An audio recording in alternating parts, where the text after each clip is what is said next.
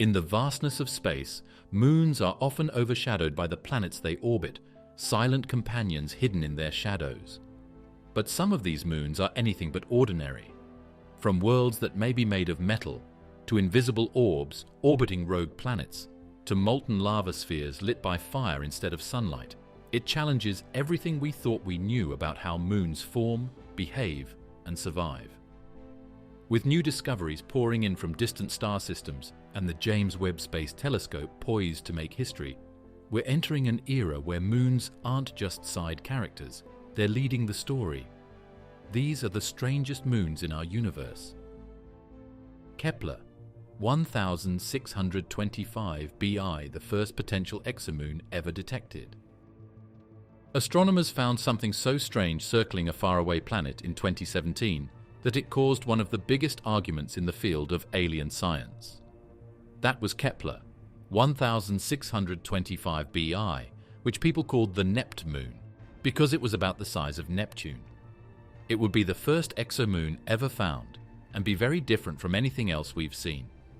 Neptune's moon, Neptune, orbits a planet about the size of Jupiter, more than 8,000 light-years away in the constellation Cygnus. It's not only famous for being the first moon, but also for being so big. In fact, it's so big that it makes us question everything we think we know about how moons form. In our own solar system, the largest moon is Ganymede, and it's just a fraction of its host planet, Jupiter's mass. But Neptune is estimated to be nearly as large as Neptune, while its host planet is roughly the size of Jupiter. That size ratio is unprecedented.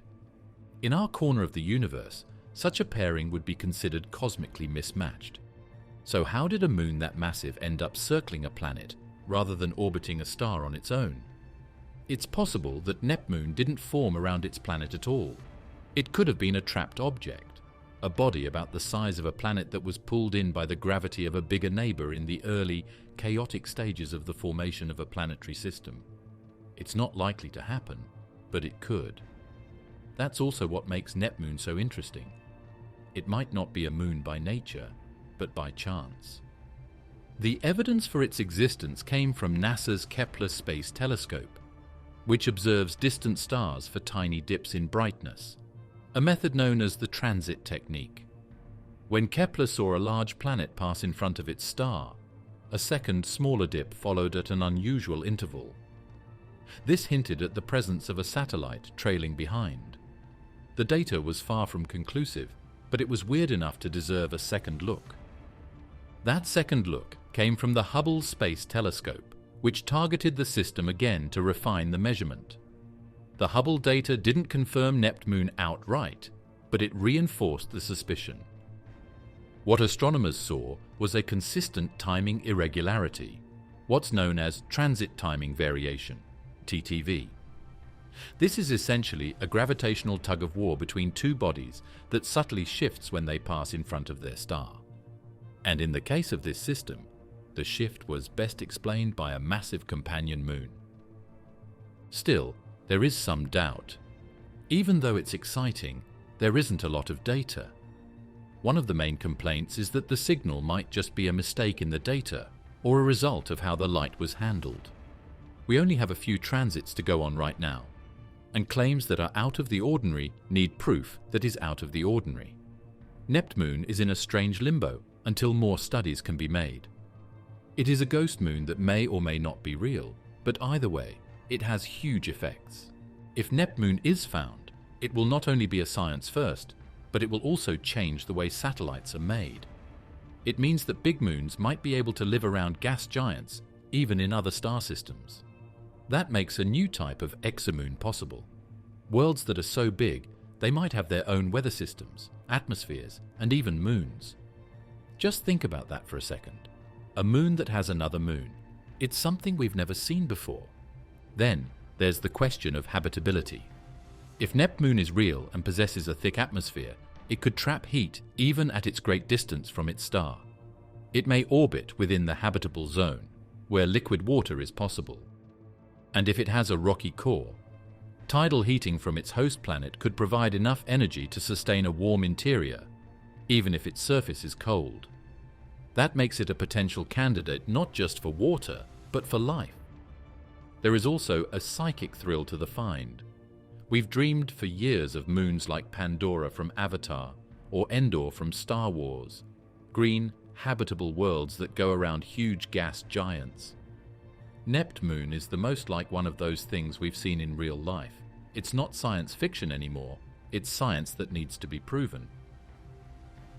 Candidate exomoon of WASP 49b, the moon that might be metal.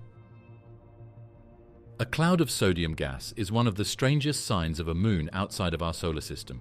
It doesn't come from a shadow or a wobble. Astronomers were in orbit around WASP 49b, a hot, swollen Jupiter, when they noticed a strange, long-lasting sodium signal that wasn't easy to explain.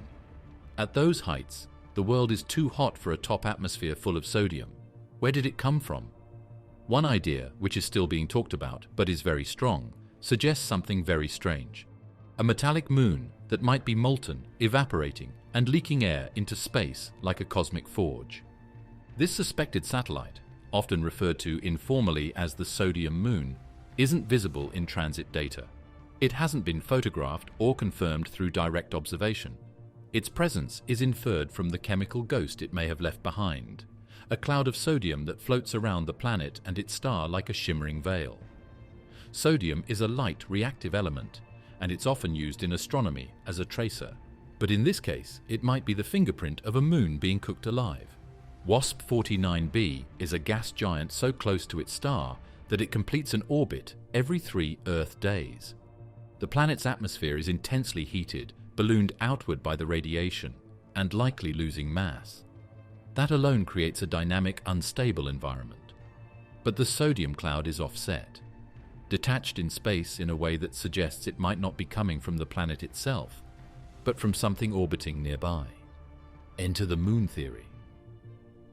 The most important reason: as the star's heat gets stronger, it turns a nearby satellite made of volatile, metal-rich materials into smoke. We've never seen anything like this before. A magma moon that is so close to its star and planet that it loses mass like a comet, but not because of ice. Its crust is boiling.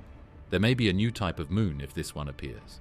It would be solid, evaporate, and have an atmosphere without ever having a normal atmosphere. It's not completely unique for this to happen. The moon Io of Jupiter is the most volcanically active body we know of in our solar system. It erupts with such force that sulfur is sent hundreds of kilometers into space, making a huge plasma torus around Jupiter. If this moon were real, though, it would make Io look like a baby. It might not be releasing sulfur or silicates, but rather losing itself atom by atom. The heat from the star, the magnetic fields, and the chaos caused by gravity may be turning its surface into gas. The idea of a sodium moon makes us think about how moons form and how they stay alive. Moons usually form in cooler parts of planetary systems that are far enough from their stars to stay stable. In this case, the moon is so close to the star that it would not last long. How did this one form? And more importantly, how is it still there? Another option is that it's temporary and a world that is doomed to end. It's falling apart quickly, like the last remains of a world that has been burned out. It may only have lived for a few thousand or a million years, which is a blink in the grand scheme of things. We caught it just in time before it went away. If that's the case, it would be a huge stroke of luck for observing. Alternatively, the moon may be in a quasi-stable state, balancing erosion with replenishment, possibly due to internal volcanism or deep metallic reserves. Its orbit could be finely tuned to just avoid tidal disruption, allowing it to maintain form even as it sheds its skin to the cosmos. It affects more than just this one system. If there are metallic or vanishing moons, they open up a whole new area of study about extrasolar planets. It's possible that these things are more common than we think, especially in hot Jupiter systems, where telescopes can find them more easily. These moons would not be hard and still. Instead, they would be active, short-lived, and expressive of their elements, leaving spectral marks that we can actually find. What about the way they are built? Imagine a moon with an iron-nickel core. The surface would be very hot and split and evaporate all the time. There may still be a magnetic field below that interacts in complicated ways with the magnetosphere of the planet. This moon might naturally make plasma, which could power atmosphere flows and ion storms in the area between it and its parent planet. Candidate moon of Kepler 1708b, far out and massive. Astronomers looking at data from the Kepler Space Telescope in 2022 noticed a strange pattern in the light of a faraway star system. This pattern pointed to something huge and strange that might be orbiting a planet more than 5,500 light-years away. That thing is thought to be a moon orbiting Kepler 1708b, a gas giant that already doesn't behave as expected. This possible moon, which is sometimes called the giant exomoon, would be one of the biggest ever found if it turns out to be real. The partner would be one of the farthest away ever seen in a planetary system. And the fact that it exists changes what we thought we knew about how the moon moves. Kepler 1708b is a Jupiter-sized exoplanet orbiting a Sun-like star, and the candidate moon. It's suspected to be larger than Earth's moon and possibly similar in scale to Ganymede, maybe even bigger. But what makes this case so weird isn't just the size, it's the distance. Unlike other moons that orbit fairly close to their host planets, this one seems to orbit far out. So far, in fact, that some astronomers have questioned whether it could even remain gravitationally bound at all. There are two main types of moons in our solar system: close-in, tidally locked satellites like the Moon, and captured objects that circle in strange ways but stay close to their planet. However, Kepler 1708b's possible moon appears to be circling at a distance 12 times greater than any other large moon in our solar system. That makes me wonder, how does it stay in space? How does it stay in place when the star's gravity pulls on it? The most important question is how it got there. One theory is that this moon didn't form with its parent planet, but was grabbed by its gravity during a strong collision. It's possible that a smaller planet or moon-like object was thrown out of a nearby orbit and got caught in a wide looping path around this gas giant during the chaotic process of planetary system formation. If this is true, it means that big moons far away might not be the only ones like this. They could be the lost survivors of the early chaos in the system. Another idea is that the moon formed right where it is now, but farther out in the planet's hill sphere. This is the area of space where the gravity of the planet is stronger than the gravity of its star. It's possible that the moon would have stayed in its original wide orbit while the planet moved closer to its star after it formed farther away from it. It's not easy to keep up this kind of long-distance gravity connection.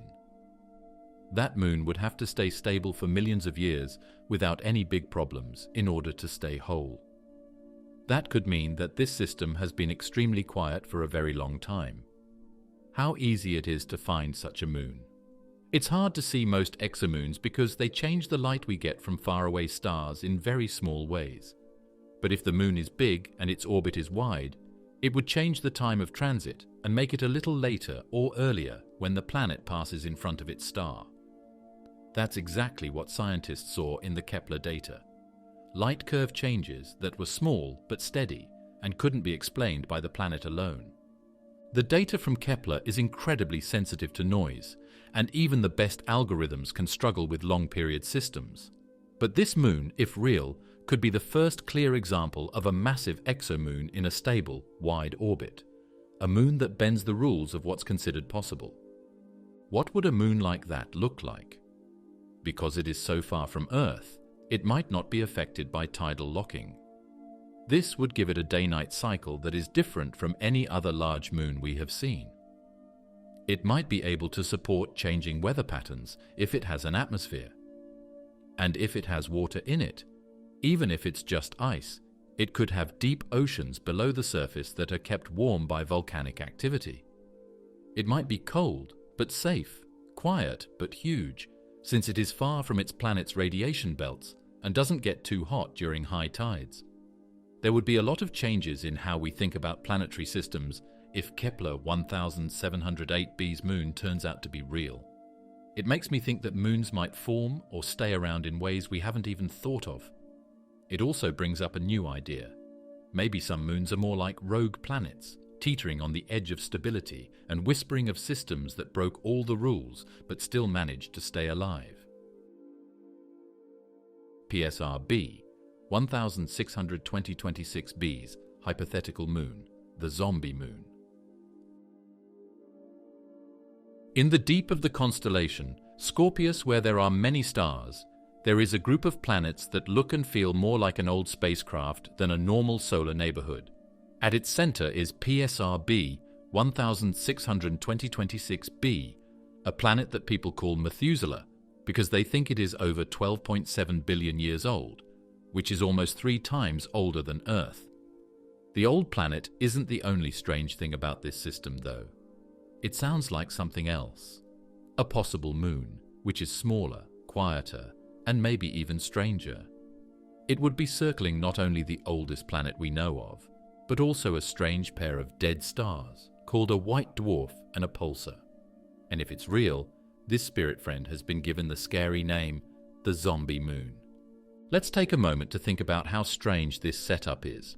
It's not like Methuselah goes around a normal sun. Instead, it goes around a pulsar and a white dwarf. A pulsar is a very dense neutron star that spins very quickly and sends out beams of radiation like a cosmic lantern. A white dwarf is the last bit of a star that has been dead for a long time. Even though this binary system is mostly a symmetry, it has captured or formed a huge gas giant around it. It's not impossible that such a world could also have a moon, but the moon would have to be able to survive conditions that are much more dangerous and toxic than anything we know. The zombie moon, if it exists, would be older than life on Earth, orbiting a planet that formed when the universe was still young and dim. Its origins are a complete mystery. Was it born alongside the planet during the earliest epochs of galaxy formation? Or was it captured much later, perhaps tossed inward during a chaotic stellar migration? Either way, it would have endured eons of radiation, stellar wind, gravitational tug-of-war, and even the death of the original host star. Few objects in the universe could claim such resilience. The system's dynamics suggest that Methuselah didn't always orbit a binary. It likely formed around a single star, which later interacted with a neutron star through a close stellar encounter in the crowded heart of a globular cluster. During this event, the original host star may have been pulled into the binary system, eventually dying and becoming the white dwarf. All the while, the planet, and possibly its moon, stayed in orbit, adapting to a gravitational field that had completely changed shape around them. It's almost impossible to imagine that a moon could survive such a cosmic rearranging.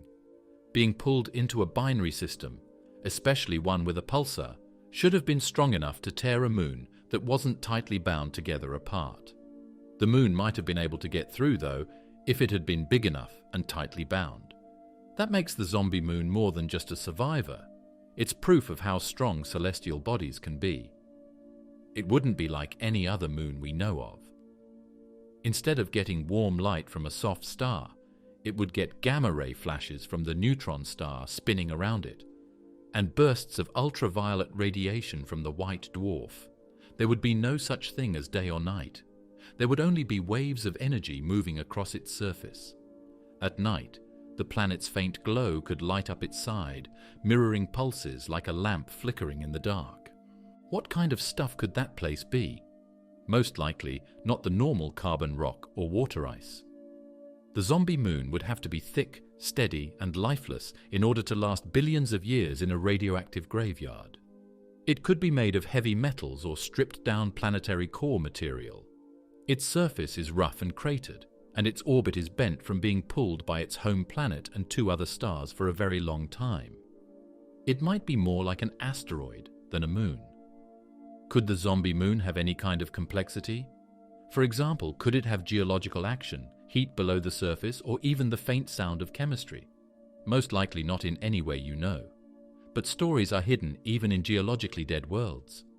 Radiation damage from billions of years ago would be piled on top of each other on its surface. Each impact and blast would leave behind a kind of cosmic fossil record in its crust. If we could ever study such a body, it would be like opening a time capsule from the beginning of time. Rogue planet moons. Moons without a sun. Picture a world that doesn't have a sunrise, stars, or a connection to any other solar system. A world floating through space, not being pulled by any star. It is cold, dark, and quiet. These are rogue planets, and there may be more of them than stars in our galaxy. What's even stranger? Some of them might have moons, which are natural satellites that circle these wandering stars and make whole little systems without a sun. These are the moonless planets of the world, and they might be some of the harshest and least known places in all of space. In theory, a rogue planet's moon, let's call it a drifter moon, could form just like any other, from the disk of material that once circled a young planet. But at some point, that planet was kicked out of its system, perhaps flung away during a violent gravitational encounter, or ejected early on when the protoplanetary disk was still chaotic. In the process, it might have lost some moons, but the most tightly bound ones could have stayed, riding along as their parent world was cast into interstellar exile. Think about that moon's life. It goes around its world in complete darkness, with only a slight thermal glow and maybe a burst of radiation from space every once in a while. There are no seasons, solar eclipses, or shadows cast by planets because there is no sun. These stars, on the other hand, only have energy inside them. If they are warm at all, it's because of nuclear decay in the core, leftover heat from when they were formed, or the tides from the planet they circle. It's like sleeping next to a campfire in the middle of an icy wasteland. The fire keeps you warm, but the cold is all around you. Yet for all their isolation, drifter moons could be surprisingly active. In fact, some scientists believe that they could be among the most likely places to find alien life. How? Because if a rogue planet is large enough, it may retain a thick, hydrogen-rich atmosphere, insulating the surface and trapping heat. Its moon, especially if it's tidally heated, might have a subsurface ocean beneath a layer of ice, similar to Europa or Enceladus, but without the sun. In this scenario, life wouldn't depend on sunlight but on chemistry and heat, just like deep-sea life on Earth that thrives around hydrothermal vents. Some computer models even show that a moon in this kind of system might be able to keep water liquid for billions of years. You wouldn't need a star at all if there was enough mass, pressure, and nuclear heat. Life could grow in the dark, but it would be slow, strange, and maybe not even aware that light exists. For such a life, the idea of a sun might be unthinkable. But how could we find these moons if the planets that orbit them don't go around stars? That's the tough part. It is already hard to find rogue planets since they don't pass through a host star or reflect a lot of light. Gravitational microlensing, which is when their mass briefly makes the light of a background star brighter as they pass in front of it, has been used to find most of them. In this case, it's even harder to see the moon. It's not possible, though. If the moon is big enough, it could slightly change the microlensing signal, creating an oddity that could be seen. They have been suggested a few times, but none have been proven yet. Missions like Nancy Grace Roman Space Telescope may allow us to capture more of these microlensing events in detail. If so, we might start building a catalogue of rogue planets with bound moons, opening an entirely new frontier in exoplanet research. And the moons could be easier to study than the planets themselves, especially if they interact gravitationally in ways that shift the planet's signature. You might also want to look for infrared signals. If the planet or its moon keeps enough heat inside, it might give off infrared light that can be seen. While in deep space, it would be hard to see. A warm moon going around a cold world would not be impossible. With its infrared features, the James Webb Space Telescope might already be able to find these kinds of systems if we know where to look. There are also metaphysical questions that come up with the idea of a wandering moon. Would life that developed on such a world ever learn about the rest of the realm? It would be dark outside, so you couldn't see the sun or any stars. Is intelligence ever going to appear? Would it ever look up? Life in that kind of place might stay in the dark and not know it's a part of something bigger. HD 189733b's disrupted moon, the one that got away. In space, the most interesting stories aren't always about what's there, but about what's not. The blazing hot gas giant HD 189733b, which is only 64 light-years away in the constellation Vulpecula, is one of these cosmic mysteries. This planet, which is called hot Jupiter blue because of its bright blue color, is already known for having rough weather, with molten glass raining down and winds reaching 5,400 miles per hour. Astronomers found something even stranger though, a chemical signal in the planet's atmosphere that points to a lost moon. This moon may have been torn apart by the planet it used to circle. HD 189733b orbits extremely close to its star, so close that it completes a full orbit every 2.2 Earth days. The planet is tidally locked, meaning one side constantly faces its sun in eternal day, while the other is forever night. Temperatures swing dramatically, and radiation from the host star bombards the planet's atmosphere. Under these intense conditions, any moon in orbit would be in danger, especially if it was rocky or icy, like those we see around Jupiter or Saturn. The theory is that this exomoon, if it ever existed, was drawn inward by tidal forces, pulled so close that its orbit became unstable. Eventually, the moon passed a critical boundary known as the Roche limit, where the planet's gravity overcame the moon's structural strength. The result? Total disintegration. The moon was shredded, its material raining down into the planet's atmosphere like cosmic shrapnel. But what makes this case even more interesting is that the chemical traces remain. Unlike gas giants that form far from their stars and migrate inward, hot Jupiter blue seems to be enriched with heavy elements in its outer layers. That implies external delivery, something massive and solid falling in. A destroyed moon fits the bill. This might not be a one-time thing either. Some computer models show that gas giants in close orbits might eat their own moons on a frequent basis. Planets can make their satellite systems less stable as they move inward during creation. Moons spin inward, hit each other, or are thrown out by gravity. Some are split in half by the force of the tide. Giant planets turn into cosmic cannibals in these stories, removing their clothes and eating their own children. The end of a moon's life could also explain some of the crazy weather on HD 189733b. When alien matter falls into Earth's atmosphere, it can cause extreme heat, chemical changes, and unstable reactions. It's like putting rock powder into a kiln. The whole atmosphere changes. And on a planet that is already known for having very strong winds and glass rain, those changes would be the end of the world. There is no transit light, no wobble, and no outline. There were only the fingerprints left in the air, like a chemical ghost that reminded us of a past we missed. It makes me think of a scary thought. Some of the exoplanets we study now might be the graves of systems that lived in the past.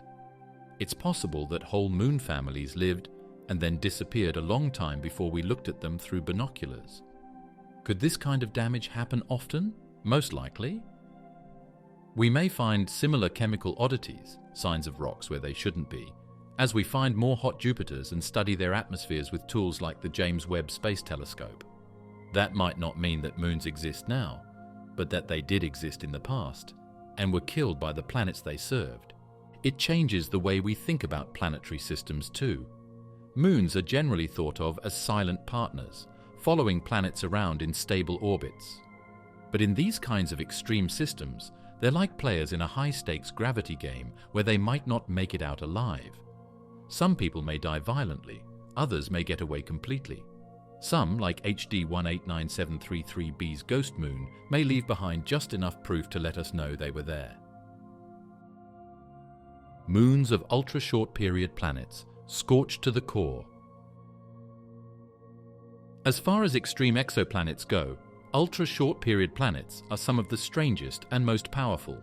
They are rocky or gaseous worlds that go around their stars faster than Earth does. Yes, these planets go around their stars in 24 hours or less, putting them through immense heat, constant radiation and tidal waves that are unbearable. What about the moons of these terrible worlds, though? If they are real, they would be some of the harshest moons in the universe. They would be crushed by gravity and burned by heat, and life in their orbit would be very hard to come by. Some experts are even starting to wonder if any moon could live this close to a star. What kind of thing would it have to be if that's the case? For a moon to remain in orbit around a planet, it has to stay within the planet's Hill sphere, the region of space where the planet's gravity dominates over the stars. But ultra-short period planets are tucked in so close to their stars that their Hill spheres shrink dramatically.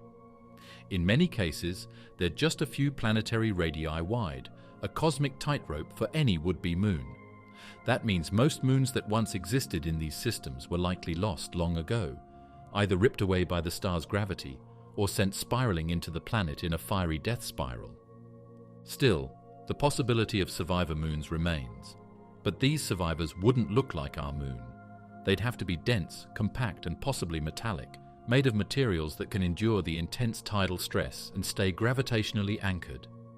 Think of them as cosmic shrapnel, forged in chaos and hardened by it. A moon made of iron or other ultra-dense compounds might be able to exist mere tens of thousands of kilometers from its planet, even as both are cooked alive by their nearby sun. So what would such a moon endure? First, tidal forces that could stretch and squeeze its interior constantly, generating extreme heat through friction.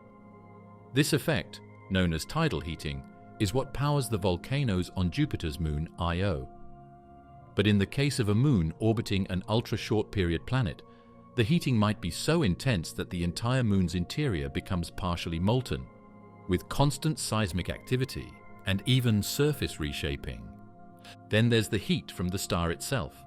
Temperatures near ultra-short period planets often exceed 2000 degrees Celsius, enough to melt rock, vaporize metals, and strip atmospheres bare. Any moon nearby would likely be airless, scorched, and geologically hyperactive. Its surface might be covered in lava lakes, fractured rock, or even glowing vents where internal pressure escapes to the vacuum of space.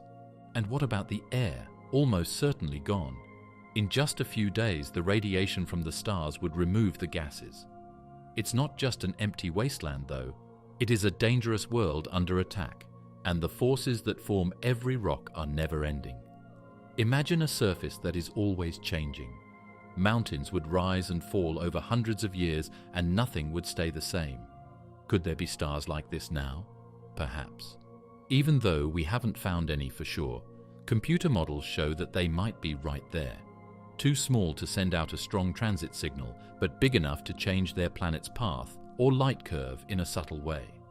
Because ultra-short period planets transit so often, they are some of the easiest to find.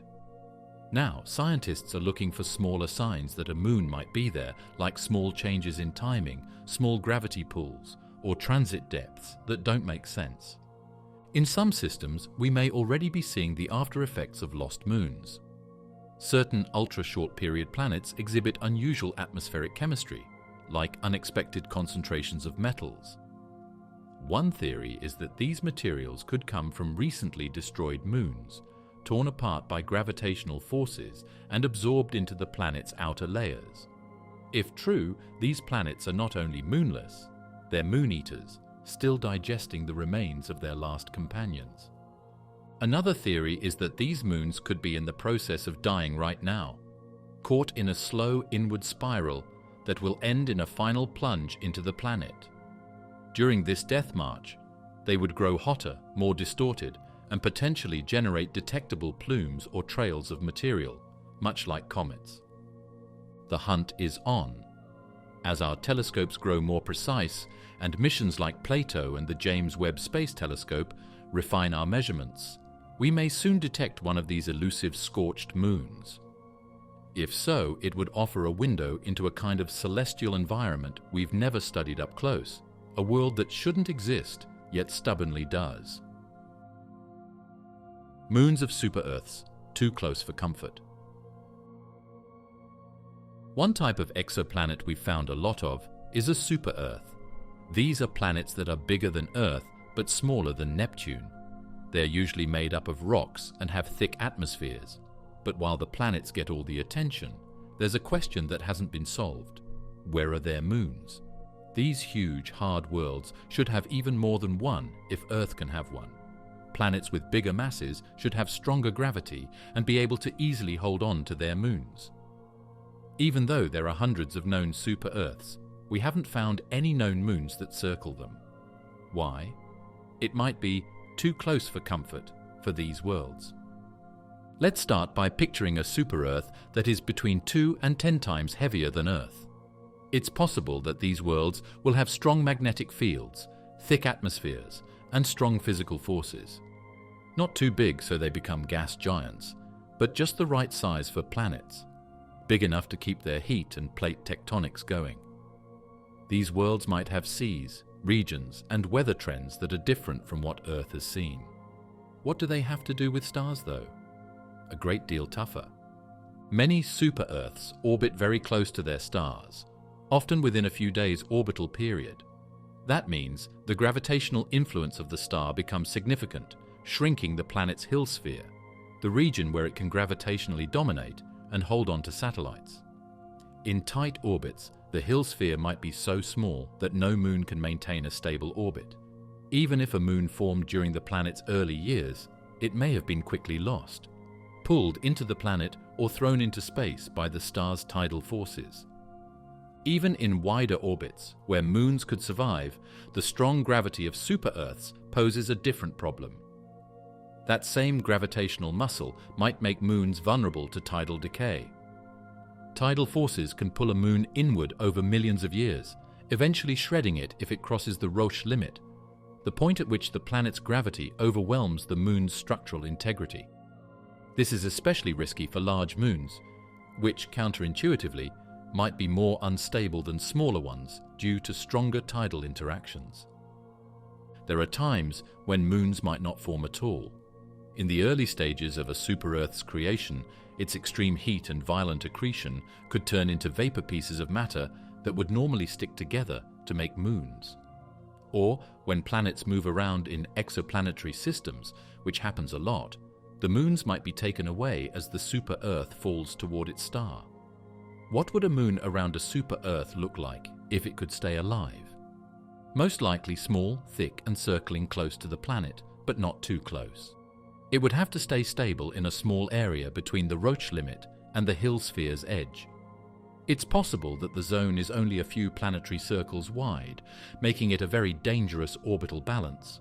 But if a moon managed to live there, it would be part of one of the most gravitationally intense relationships in the galaxy. The tidal forces would likely generate enormous internal heat, leading to massive volcanic activity, perhaps even global magma oceans. This heating could drive subsurface oceans if the moon is icy, or destabilize its surface if rocky. The end result? A geologically insane moon, constantly reshaped by the invisible hand of its parent planet. It could also have an effect on the Earth. The moon affects Earth's waves and keeps its tilt stable. Similarly, a moon big enough to orbit a super-Earth could control its temperature and even help it stay habitable for a long time. In fact, some astrobiologists say moons might be very important for making safe places where life can grow. So if super-Earths don't have moons, it could affect more than just how the planets move. It could also affect how likely it is that life will form on those worlds. One more thing that could be happening is that the moon could be hidden. Some models say that super-Earth moons might be so close to and small compared to the parent planet that it would be hard for present technology to find them. They don't make big changes in travel times or strong messages. They become part of the background noise. These hard-to-find satellites might finally be found by future devices, especially those that can do direct imaging or high-precision spectroscopy. Lava moons, Earth-sized Io clones. When it comes to our solar system, Jupiter's moon Io looks like an entrance to hell. It has lava lakes, volcanoes that are always erupting, and a surface that is scarred by fire. What if Io is only a small local taste of something bigger? Scientists think that there may be lava moons in the universe, especially in very far-away exoplanetary systems. Lava moons are Earth-sized objects that are thought to be stuck in a state of geological chaos all the time, with molten surfaces and thick atmospheres made of rock vapor. These aren't just moons of volcanoes. These are fire-filled worlds. Its proximity to Jupiter, along with orbital resonances with neighboring moons, creates constant tidal flexing. Io is stretched and squeezed like a stress ball, heating its interior through friction and driving its explosive volcanism. Now take that mechanism and apply it to a much larger moon, say one the size of Mars or even Earth, orbiting a gas giant that's itself close to its host star. You'd have a recipe for permanent planetary violence. As the tides come in and out, this kind of lava moon would always have one side facing its parent planet. The constant tug-of-war between the planet's gravity pulls would shape its core until it turned into a ball of magma. On the surface, there would be lava fields, rivers of molten rock, and volcanoes that are very active. It's kind of like a mix between Io and the early Earth, but bigger. It doesn't have a cooling shell or seas. It just erupts and resurfaces all the time. Now picture this kind of moon going around a hot Jupiter, which is a gas giant that goes around its star in just a few days. The chaos would get worse when the heat from the close star is added to the heat from the planet's tides. Warmths could get above 1,500 degrees Celsius, which is hot enough to melt silicates and keep the moon's top shell mostly liquid. The top would boil, but not with water. It would boil with rock. Any air it had would be thick with metals and minerals that had been vaporized, creating a haze of rock steam and burning coals. Some models say that these lava moons could get rock vapor atmospheres that are full of iron, potassium, sodium, and silicon monoxide. These things don't act like gases on Earth. They're denser, more reactive, and can form bright clouds that drops of molten rocks fall from. Imagine a sunset where the sky is red, not from dust but from clouds of silicate rain dropping into lakes of glowing magma. Could these moons stay stable? To my surprise, yes. In every way, their surfaces would not be habitable, but their orbits could stay the same for millions of years, especially if they were locked into resonances. Interestingly, lava moons may be one of the most common types of moons found near systems of planets that are close together and where cooling takes a long time. The ongoing resurfacing would get rid of impact holes, leaving behind smooth, young-looking worlds that are always being born again. And they wouldn't just be beautiful, they'd be loud. In these environments, planetary seismology would go wild. With internal pressures constantly shifting, such moons would experience global quakes, crustal collapses, and volcanic detonations so large they could temporarily alter the moon's orbit. Some may even eject material into space, creating volcanic tori, rings of debris that orbit their host planet, just like Io does with Jupiter. Could we detect them? Possibly. Lava moons might be bright in the infrared, radiating intense heat even when the planet isn't transiting. They could leave subtle signatures in a planet's light curve, small wobbles or dips caused by the moon's glow or its interactions with the planet's atmosphere. They might even create distinctive spectral fingerprints, thanks to their mineral-rich air. We might be able to see one of these magma worlds' clear thermal signal, an ember burning in space, with the help of the James Webb Space Telescope, or the next generation of infrared cameras. It would be more than just a find too. It would show that fire and ice are everywhere, and that some moons are more than just rocks moving around in space. Some people burn for all time. Lava moons also make us think about how habitable planets might be and how they might have changed over time. The presence of these worlds tells us about the violent forces that shape planetary systems before they become stable. These worlds are too hot for life as we know it. Also, who knows? Maybe strange chemicals are forming under their melting crusts, not because of the sun, but because the planets are so hungry. Moons of circumbinary planets, the triple orbit dance. It sounds like something from a science fiction book, a moon going around a world that goes around two suns. The story isn't made up though.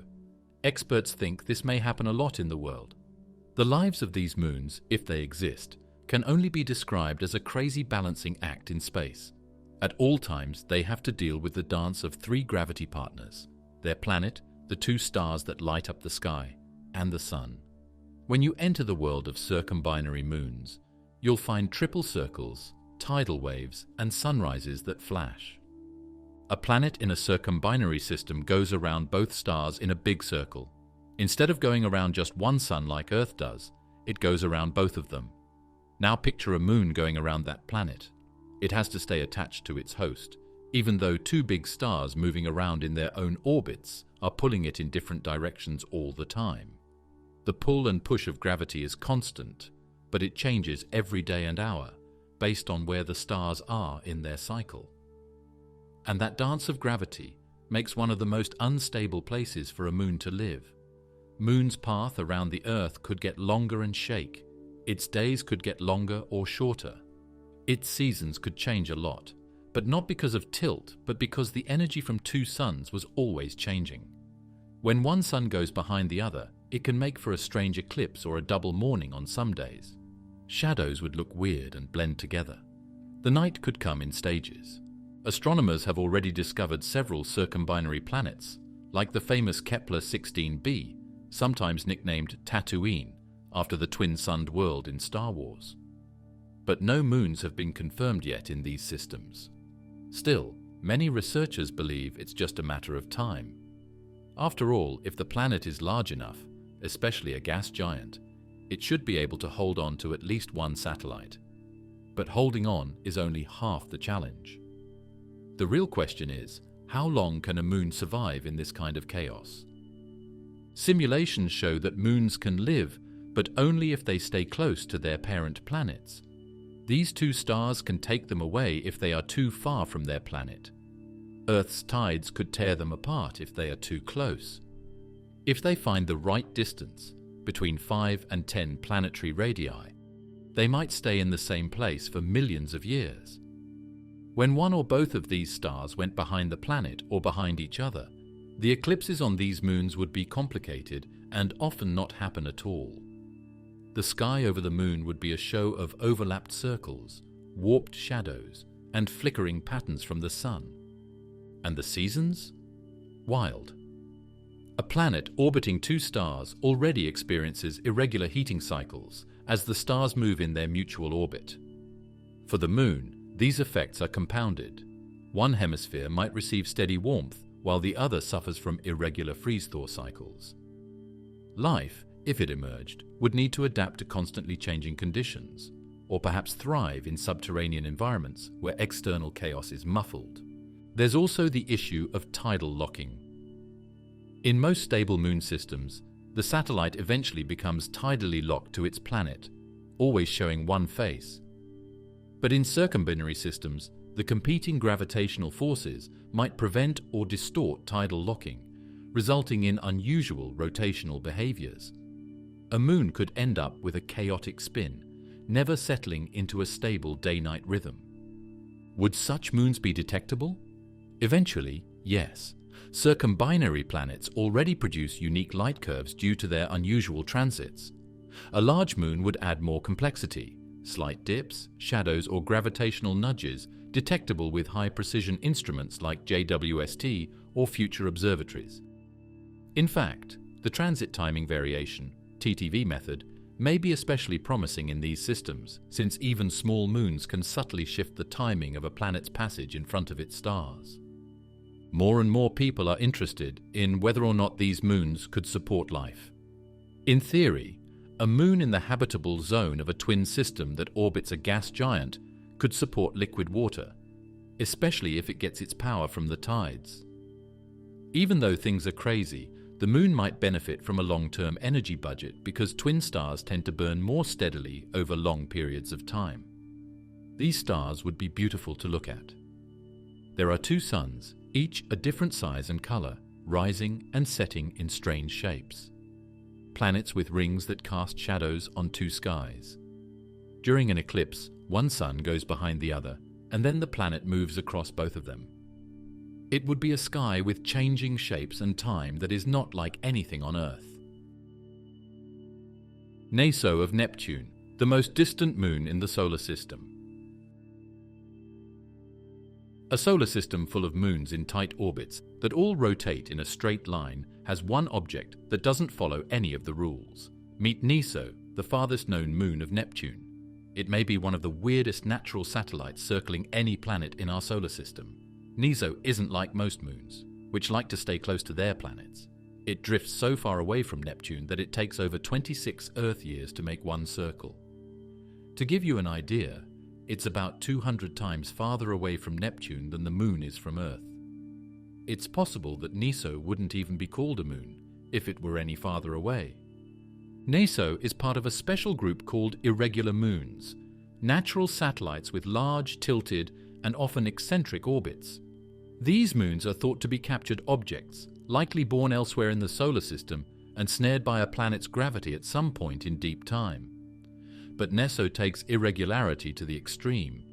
Its orbit isn't just distant, it's highly inclined and incredibly elongated, swinging from one edge of Neptune's gravitational reach to the other in a wide, slow arc that barely holds it in place.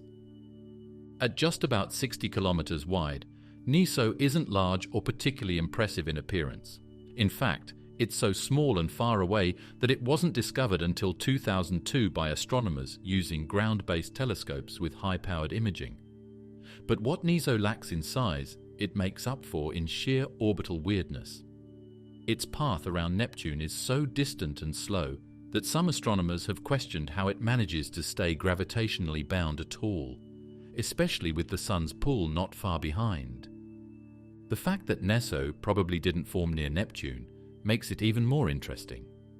Based on its path, it looks like it was captured, possibly a piece of a Kuiper belt body or an old planetoid that got too close to Neptune and got stuck. Its unstable orbit and large distance point to a violent past. It could have been part of a binary pair that got split up, or it could have been thrown far away by early planetary interactions when the solar system was still very young and wild. NESO is so far away that it is on the edge of Neptune's hill sphere, which is where its gravitational pull ends. Things outside of this unseen area are pulled by the Sun's gravity more than the planets. NESO orbits right on the edge, just on the verge of breaking free. If you give NESO enough time or the right amount of gravity pull, it's not impossible that it could move off into space and become a rogue object. From a scientific standpoint, NESO offers a rare glimpse into the outer dynamics of a planetary system. Studying its orbit helps astronomers understand how planets capture moons, how distant orbits evolve, and how gravitational interactions with the Sun and other bodies can shape or disrupt a satellite's long-term stability. It's a kind of natural experiment in orbital mechanics, one that's been running quietly for billions of years. NESO's not really by himself. It is similar to Psamathe, a small, faraway moon of Neptune, with an orbit that is also very far out. Some experts think that NESO and Psamathe might be pieces of a bigger moon that were broken up in a big crash a long time ago. If that's the case, NESO might not just be a wanderer. It might be the last person left from a broken old world, slowly looping through space. But observing NESO remains incredibly difficult. At its distance and size, it reflects almost no sunlight. It's a dark, cold speck barely distinguishable from the starry background. Future missions to Neptune, long overdue, may finally give us a closer look. Until then, NESO remains a ghost on the edge of Neptune's kingdom, moving at a pace that reminds us how different time feels in the outer solar system. S2007, S3 of Saturn's smallest confirmed moon. It's easy to forget about the smallest moons in our solar system, between huge, beautiful planets like Titan and mysterious icy worlds like Europa. But the moon, no matter how small, can tell a big story. S2007 S3 is Saturn's tiniest proven moon. It's so small that it's hard to tell the difference between it and a space rock.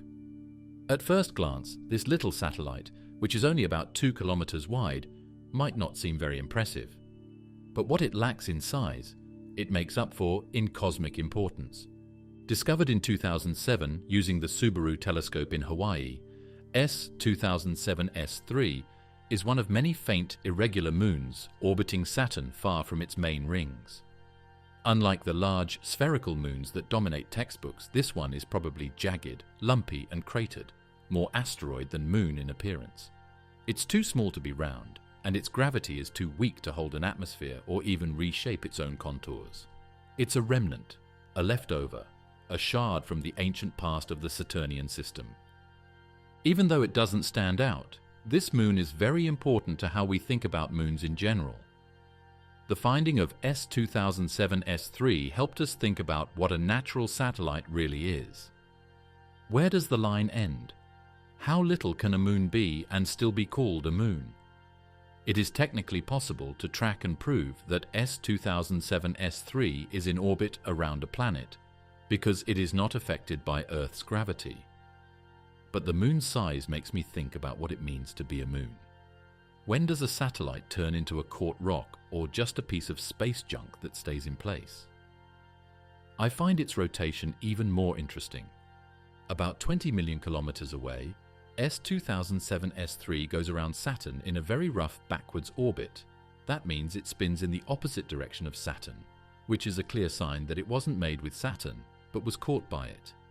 Its path is tilted and stretched out, which is probably due to the pull of other moons or even crashes in the past. It's a quiet guest on a long, slow trip through space. It's an old object that probably dates back to the beginning of the Saturn system. Studying moons like this helps scientists piece together the gravitational history of giant planets.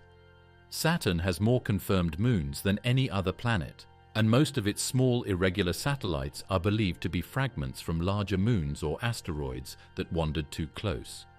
S2007, S3 of may be a splinter from one of those ancient collisions, cast into a stable orbit and left there for billions of years.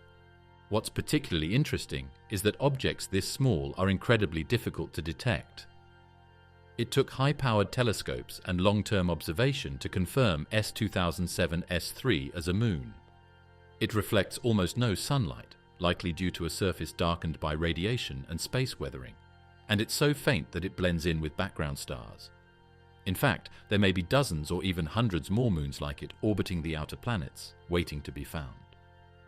Each one offers another piece of the puzzle of how solar systems evolve. From a scientific standpoint, S2007S3 represents the bottom threshold of planetary companionship. It forces us to ask not just what a moon is, but how planetary systems grow complex. It suggests that not all satellites are formed in orderly, elegant ways. Some are chaotic leftovers, others are gravitational stowaways, and a few, like this one, are tiny survivors, quietly orbiting in the outer reaches where few instruments can see. S2004S6 of Saturn, the ghost in the rings. Astronomers have seen something strange in Saturn's F-ring disk, where icy particles crash into each other and dance like sparkling snowflakes. They saw an unknown clump or object that seemed to be messing up the ring's delicate structure. It was given the name S2004S6 and was thought to be a new moon for a short time. But then it was gone. No orbit has been proven. Nobody saw a second one. There was only a weak, brief presence that made the ring shake and made scientists wonder what was going on. There is still a lot we don't know about S2004S6. It is still one of Saturn's most mysterious whispers. It all began in 2004 with NASA's Cassini spacecraft, which had begun its legendary mission around Saturn.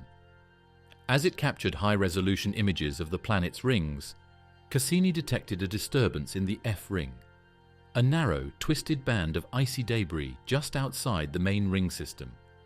A small, bright object seemed to pass through the ring, creating streamers and channels in its wake. These disruptions looked like something had physically plowed through the particles, suggesting the presence of a solid body. The name for that solid body was S2004S6. But here's the strange part. later observations didn't find it again. It wasn't seen going around Saturn, its shadow wasn't always the same, and its orbit couldn't be proven to follow a set path. It didn't show up again, even after more pictures and data analysis. It was like a stone skipped across the surface of reality and then disappeared. Was it ever really a moon? That's the main question. It's possible that S2004-S6 isn't even a solid object, but rather a temporary agglomeration, a group of icy debris that came together quickly because of gravitational gathering and then broke apart. This happens a lot in the F ring. Particles are constantly hitting, joining, and breaking apart in this area, which is very active. A gravity pull from a nearby moon like Prometheus could have made a dense knot of matter that acted like a moon for a few hours or days before fading back into the ring. Another idea is that S2004-S6 is a small moonlet that is moving in a crazy, non-circular path through the rings. It might even be falling at an angle. If that's the case, it might be going through the F ring on a regular basis, shaking things up each time, but most of the time it would be hidden by the brightness of the ring. This would explain the ring structure's ghostly look and the short-lived holes and lines that can be seen in it. The Cassini mission observed dozens of such features during its 13-year stay at Saturn. Some of them, like the tiny moonlets Pan and Daphnis, were confirmed and tracked. Others, like S2004-S6, remain unsolved mysteries. But S2004-S6 stands out because of how it revealed itself, not by casting a shadow or passing in front of Saturn, but by physically sculpting the ring system around it. If it is real and still exists, S2004-S6 would be one of the smallest, faintest moons ever detected, probably just a few kilometers wide, made mostly of ice and dust. It wouldn't be spherical, wouldn't be stable, and might not last forever. In fact, it could be eroding over time, shedding material into the ring with every pass. It may eventually be reabsorbed into the F ring completely, a moon that unborns itself, leaving only the memory of its passage.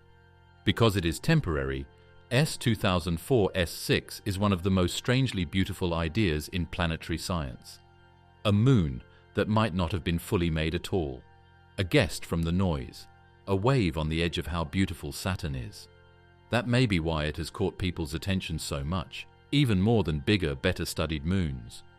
Sometimes the things that almost happen to us, the ones we see for a split second and then lose, are the ones that stick out the most. Valetudo, Jupiter's rebel moon. The kingdom of Jupiter's moons, which has over 90 proven satellites, is not a peaceful place. Most of Jupiter's moons circle in peace, following the planet's gravitational pull. But one tiny moon is throwing everything into chaos. It leads to trouble and is named Valetudo.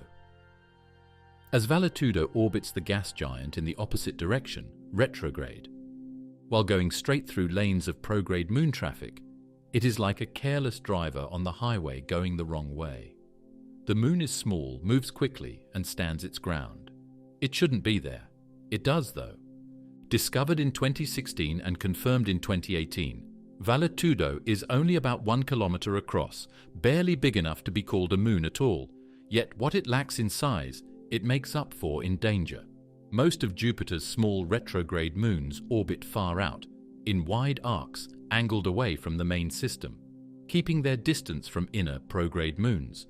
Valetudo, on the other hand, blazes a path that cuts directly through these opposing lanes, setting up a high-speed, high-risk orbital intersection that has astronomers wondering how it survived for so long. It's this orbital oddity that earned Valetudo its nickname, Jupiter's bumper car. And that's no exaggeration. If it collides with another moon, the results could be catastrophic, not just for Valetudo, but for the entire local moon cluster. Even a collision between two small bodies at tens of kilometers per second could create a debris field of epic proportions, scattering fragments across Jupiter's moon system and reshaping its orbital dynamics for millennia. But what makes Valetudo so special isn't just that it's reckless, it's that it seems to be getting away with it. Orbital simulations suggest that it's been in this hazardous route for hundreds of millions of years. It's the cosmic equivalent of a daredevil threading a needle, every orbit. Statistically, it should have collided with something by now. And yet here it is, still intact, still rebelling. How did it get here? One popular idea is that Valetudo is a piece of a much bigger moon that was broken up in a big crash a long time ago. In that case, Valetudo could be the only member of a moon family that made it through orbital battle. It was thrown into its current backward orbit during the chaos and has been going against the flow ever since, like a determined planet that survived a terrible battle. Valetudo could have also been an asteroid that was caught from outside the solar system. Jupiter's strong gravity makes it seem like a vacuum in space, catching things as they pass, and sometimes pulling them into orbit. Valetudo could have ended up in the death-defying orbit we see today if it had come in on a backwards path and was held in place by gravity just right. Valetudo's path is relatively uncertain, though. In other words, it has lived for a long time, but it might not last forever. It could crash into another moon one day, or it could start a chain reaction that destroys more things. In Jupiter's outer system, the fact that it exists is like a time bomb. What would a Valetudo collision look like? Probably spectacular. A high-speed impact in space could release more energy than a nuclear blast, vaporizing both objects and scattering fragments that form new temporary moons or ring systems. Some scientists think this kind of collision might already have happened in Jupiter's past, and that Valetudo is the clue left behind. For now, astronomers continue to track Valetudo carefully. Its orbit is an active area of research, not just for its dynamics, but for what it reveals about Jupiter's violent history. The gas giant's moon system isn't just crowded, it's chaotic, and Valetudo, tiny as it is, might be a key to understanding how that chaos unfolds over eons. TRAPPIST-1's Hidden Worlds, Hypothetical Moons in Harmony. TRAPPIST-1 is one of the most interesting systems we've found in our search for alien life. It's a small group of 7 Earth-sized planets that orbit a single, very cool dwarf star 40 light-years away. But as telescopes focus on these hard planets, moons may be hiding in the gravity shadows of them. We haven't found any yet, but if they are out there, these moons might be some of the most stable, well-synchronized, and possibly livable in the whole galaxy. It's not a story of chaos or damage. It's a story of harmony, of perfect resonance, tide balance, and dances in the sky that defy the noise of space. The planets around TRAPPIST-1 are very close to each other and go around their faint red star every 1.5 to 18.8 Earth days. Even though they're grouped together, they're surprisingly well behaved. Each planet is in almost perfect orbital equilibrium with its neighbors. This means that their gravity pulls are in sync with each other, which keeps things in order. It's like a scientist planned the solar system. That's where the story starts. Because in that kind of setup, any stars that are already there would have to dance to the same beat or be thrown away. Why haven't we found any? The short answer is, they're incredibly hard to detect. The TRAPPIST-1 planets are already tiny and close to their star. Moons, smaller, dimmer, and unlikely to cast distinct shadows, would be almost invisible with current instruments. Even the James Webb Space Telescope, powerful as it is, may not yet have the resolution to spot such subtle signatures. But lack of detection isn't lack of existence. In fact, many astronomers believe that small rocky moons are likely, especially around the outer planets in the system, which are farther from the intense gravitational influence of the star. Let's say that TRAPPIST-1H, the farthest planet from the Sun, has a moon that we'll call Echo. This name comes from the fact that Echo has to stay in sync with the planetary music around it. In a quiet, faraway path, Echo might only be a few hundred kilometers wide as it goes around a cold, rocky world. Unlike Earth's moon, it wouldn't bounce light into the sky and light up the night. Its glow would be very dim, maybe only noticeable in the infrared range. However, what it lacked in brightness, it could make up for in chances. Echo's surface might be frozen, stuck in a deep, never-ending twilight because it is so far from the system's main light source. but rotational forces from its parent planet could heat the space below that icy crust. The oceans below the surfaces of moons like Europa and Enceladus are powered by the same process. The same thing could happen on Echo, where the core layers could melt into huge salty seas buried under miles of ice.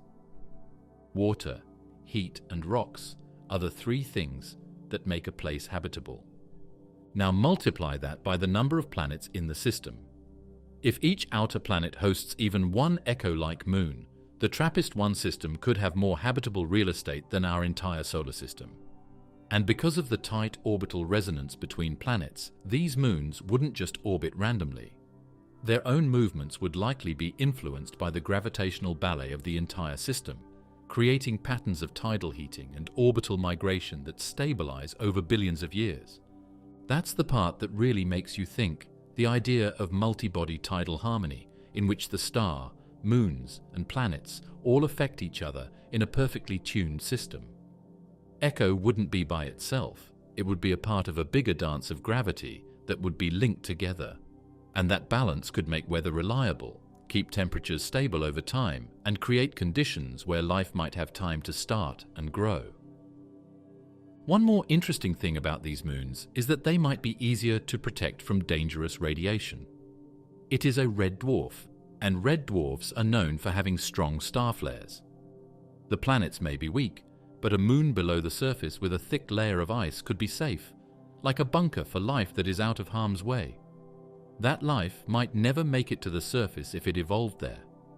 At that depth, it could stay in the ocean and change in the dark, with only volcanic vents and chemical energy for light. No sun. There is no sky. Just heat and water that never ends.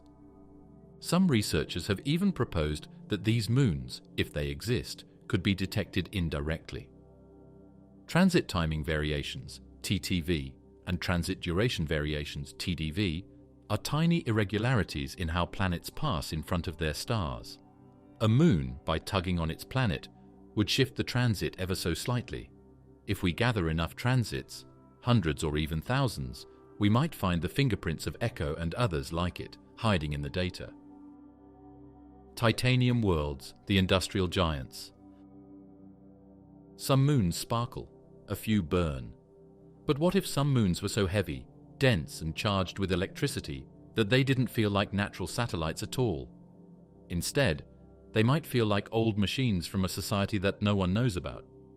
Here comes the made-up category of titanium moons. Worlds made not of ice or rock, but of very dense metals like iron and titanium, which are formed under high pressure and live in places where density isn't just a trait, it's a way of life. We haven't found a titanium moon yet, not officially, but astronomers and planetary scientists have begun to speculate that in certain star systems, particularly those rich in heavy elements and subjected to violent stellar environments, moons composed largely of metallic elements might not just be possible, they might be inevitable. For what reason? Because they are so dense, metals like iron, nickel, and titanium tend to sink to the center of big things when planets are being formed.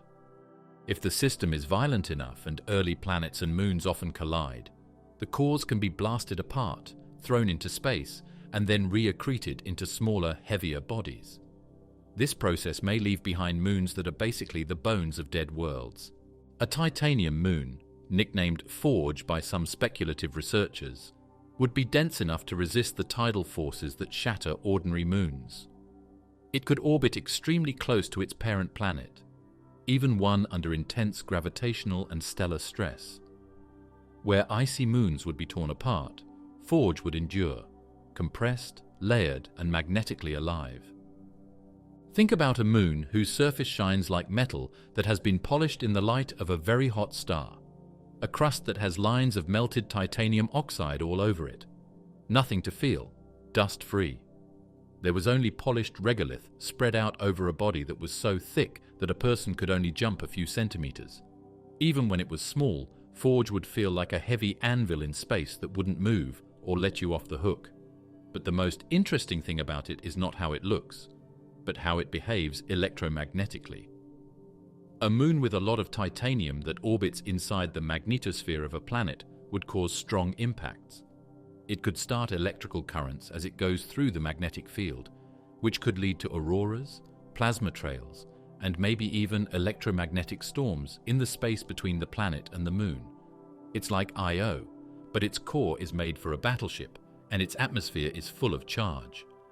Some exoplanets show signs of intense magnetospheric interactions, emissions, radio pulses, and strange spectral lines that hint at metallic debris or companion bodies. A metallic moon could explain some of those readings. It could act like a giant antenna, amplifying planetary radio signals or reflecting solar storms in weird, measurable ways. Formation ideas help make them more likely to be true. After big hits like the one that made the Moon, the cores of differentiated bodies can be spread out and then come back together to form new satellites.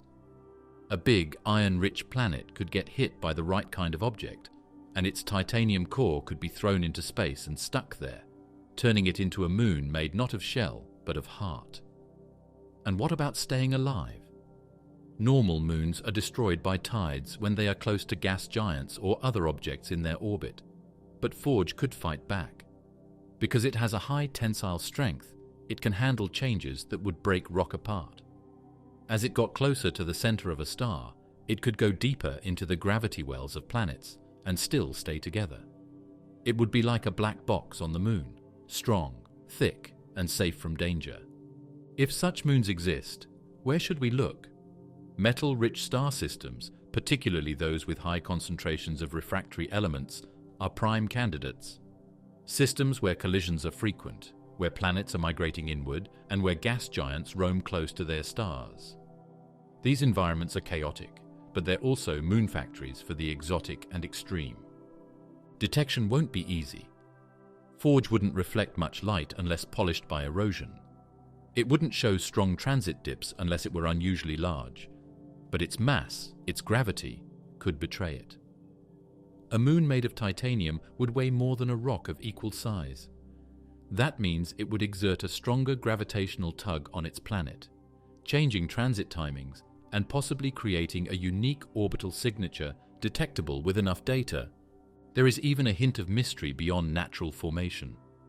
Some fringe theorists, who are not following the rules of normal science, have wondered if we may need to ask a wilder question if we ever found a flawless titanium moon with geometric ridges and stacked alloys. Could it be made by people? Titanium is one of the most robust, corrosion-resistant, and heat-resistant materials known. If an ancient society wants to erect a monument that would last 1 billion years, why not the Moon? CO ice moons, alien freezer worlds.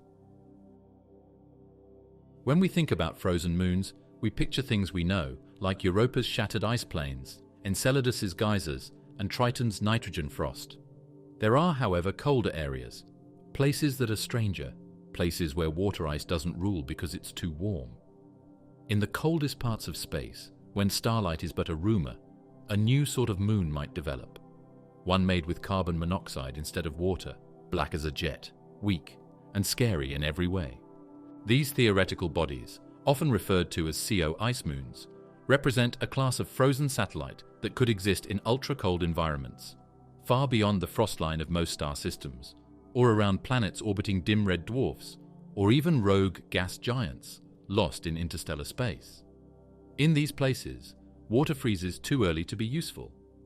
Instead, more volatile compounds like carbon monoxide take over, condensing into solid form at temperatures just above absolute zero. CO ice is very fragile. It is far more unstable than water ice, which means that it melts at low temperatures and breaks readily. But when it's really cold, it acts like rock. If this strange ice made up most of a moon, its surface would be strange. It would be black like coal, breakable like glass, and lighter than you would think since it is fluffy and porous. Let's give one of these moons the name Noctis, which means of the night in Latin. Noctis would circle far away from any stars, maybe on the fringe of a distant planetary system or orbiting a rogue planet that had been thrown off course. The carbon monoxide crust would be strong enough to keep its form at temperatures about -250 degrees Celsius, but it would be sensitive to any warming effect, such solar radiation, tidal friction, or even a passing comet. Noctis would not appear like any of the frigid moons we know. It wouldn't shine in the sun. Instead, it would look dark and dull. CO ice doesn't reflect light, it absorbs it. This makes the moon almost invisible in visible light.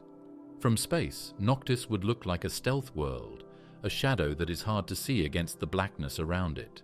A moon with a CO core may have geophysical activity if the conditions are correct.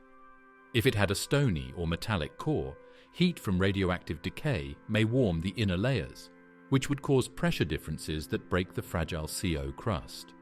These fissures might let gas out, sending clouds of carbon monoxide into space. These clouds are only visible at certain infrared wavelengths and only for a short time. We've really seen behavior like this before. Triton, Neptune's retrograde moon, has nitrogen geysers that shoot out from just below its surface. These jets break through its ice cover when the sun heats it up. Noctis might act in the same way, but with carbon monoxide jets that aren't caused by sunlight, but by small planetary tides or geothermal pockets buried deep in the ground. These eruptions wouldn't be that bad. They would be quiet and sluggish, like dry ice turning into gas in a cold vacuum and leaving behind grooves and depressions in the surface.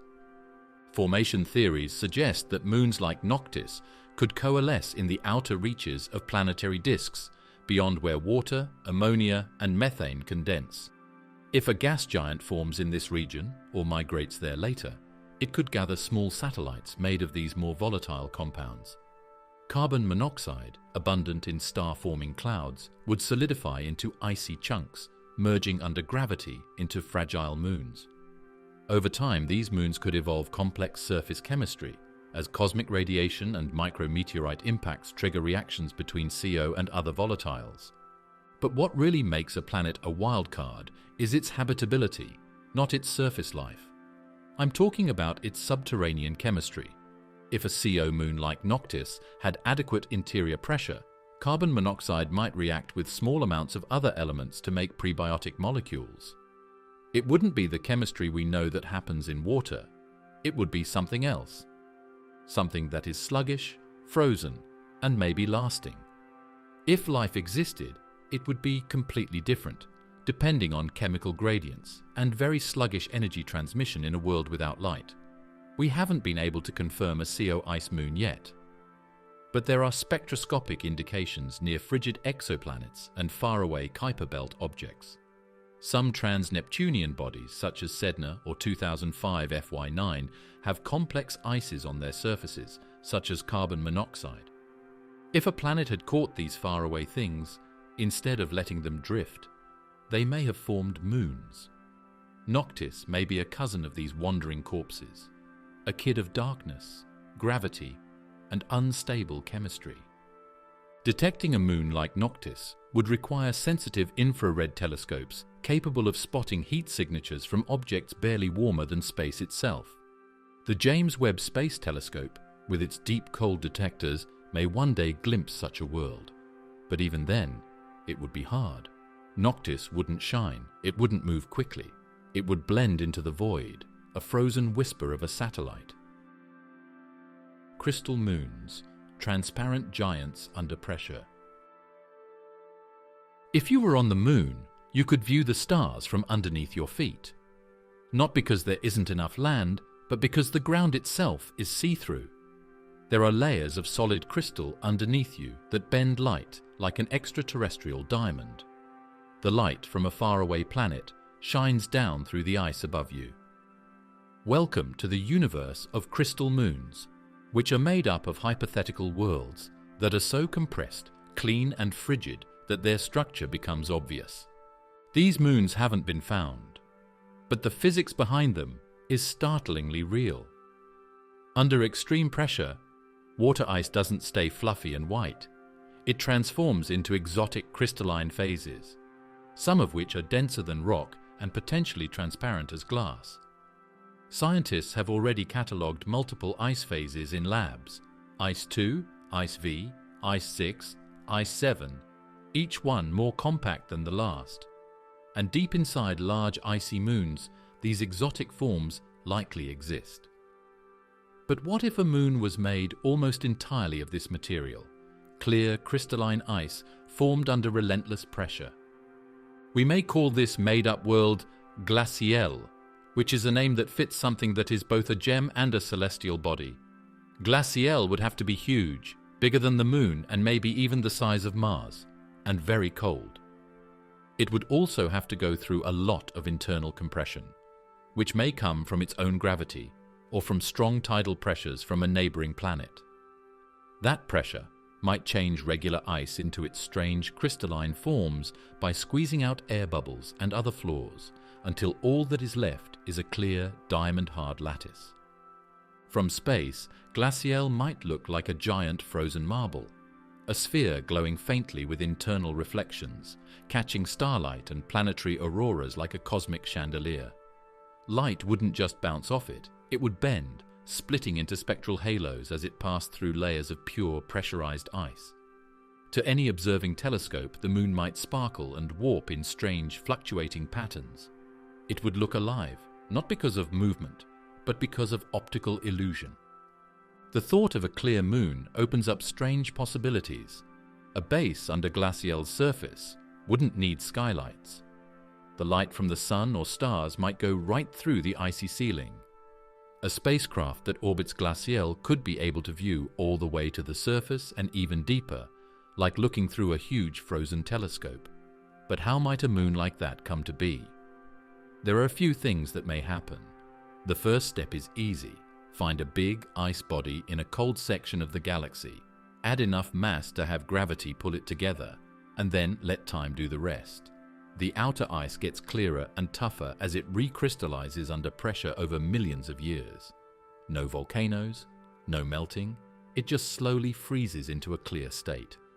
Another option is to strip the impact. Picture a thick ice moon being hit by something moving very quickly that blows away the less pure outer layers. The core that is left behind is very dense, pure and clear. Over time, the surface may refreeze after being exposed to space, trapping the core behind layers of crystal. But glacial's most unusual genesis could be tidal annealing, which is a hypothesized process in which ice progressively changes into purer forms because of persistent gravitational stretching. If the moon orbited near to a gas giant, it might be kneaded like dough, changing the shape of its crystals and slowly cleaning its layers. What happened? An item with ice that is so thick and even that it works as a lens instead of a mirror. Detecting such moons would be extremely difficult. Their reflectivity would be low, despite their beauty. Light would pass through rather than bounce off. Traditional optical telescopes might miss them entirely, mistaking them for voids or underestimating their mass. But infrared and gravitational readings could tell another story. A crystal moon might have an unusually high density for an ice body, paired with subtle but unique optical distortions in nearby starlight. Think of it like a natural gravitational lens, albeit on a smaller scale. There's even the chance that glacial-like moons already exist right here in the solar system, but are hidden beneath cloudy surfaces.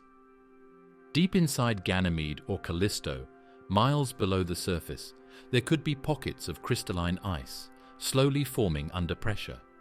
One day, robotic missions might drill down and find themselves not in murky slush, but inside a cathedral of ice, a frozen natural palace lit from above by a dimmed, distant sun. These moons wouldn't be pleasant. Crystals of ice are fragile. A meteor hitting the ground might make cracks race over the surface, like glass breaking. Their insides could not hold heat well, rendering them inactive and not very active geologically. But as buildings, they would be unlike anything we've ever seen.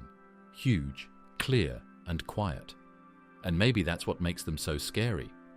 We think of moons as dark and enigmatic, with their secrets hidden behind rock and ice. Glacial would be the opposite. It wouldn't have anything to conceal.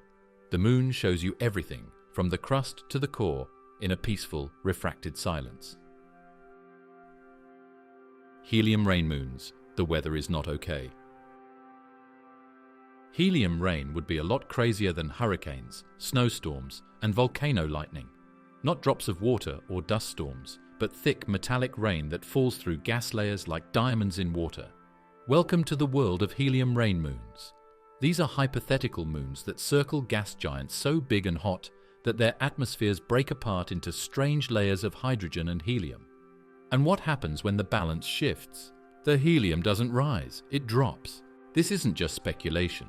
The physics behind helium rain is already believed to be happening inside planets like Jupiter and Saturn. Deep in their interiors, at pressures millions of times greater than Earth's atmosphere, hydrogen and helium, the lightest elements in the universe, refuse to mix. Instead, helium separates and condenses into droplets, falling through the denser hydrogen layer like heavy fog through air. It's one of the reasons these planets emit more heat than they receive from the sun. They're still warming from the inside thanks to helium rain. Now, picture a moon circling a planet where this happens on a huge scale. The moon would be deep within the planet's magnetosphere, where it would be exposed to radiation and perhaps be tidally locked. It would also be so near to the gas giant host that it would constantly get weather from it. The atmosphere may stretch out and touch the moon's exosphere, sending particles and gases flying over its surface in sluggish, strange storms. Let's give this imaginary entity the name Mistros, which means moon stuck in a storm that never ends. Mistros isn't pouring helium, but it is covered in the things that rain makes. Picture clouds of gas that have been compressed moving across the countryside. Charged particles from the planet's radiation belts cause alien auroras to form, and tiny, undetectable drops of helium fall from the sky. They are cold, slow, and heavy, and they mix with nearby gases or go through frozen crusts. Some versions of this theory go further. Suppose the moon has a thick atmosphere of its own, pulled in from its gas giant's outer layers. If helium rain occurs locally, the upper atmosphere might shimmer with compressed layers, helium forming droplets, then sinking through layers of hydrogen and methane, generating electrical storms, sudden flashes of fusion heat, and bizarre precipitation events we can't fully model yet. Helium, unlike water, doesn't behave in predictable ways under pressure.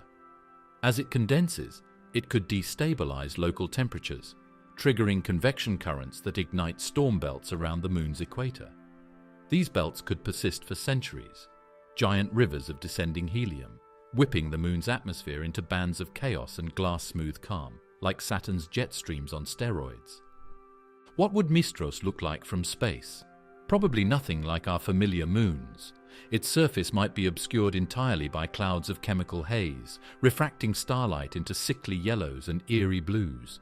Its poles might glow with intense auroral lights, not from a magnetic core, but from the electrical discharge between itself and its planetary host. And its mass would fluctuate, very slightly, depending on how much helium is falling from above at any given time. Could it be habitable? Highly unlikely. Helium rain doesn't exactly scream life-friendly, but Mistros wouldn't be lifeless. It would be active, buzzing with plasma currents, violent atmospheric churn, and surface chemistry unlike anything seen on Earth.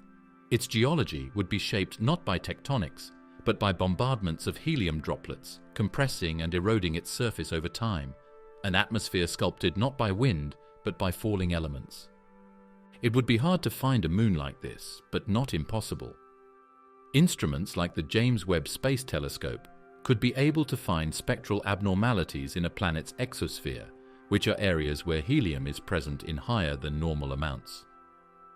If the moon moves about in that area, it might leave behind signs of its interaction with departing gases, such as infrared flares, ultraviolet scattering, or small changes in the light curve during transits.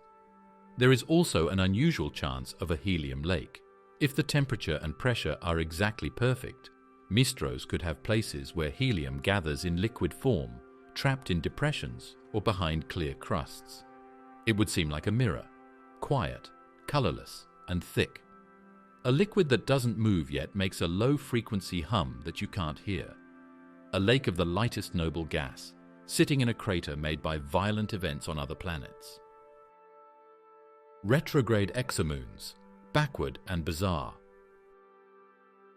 Moons in most planetary systems act in a predictable way.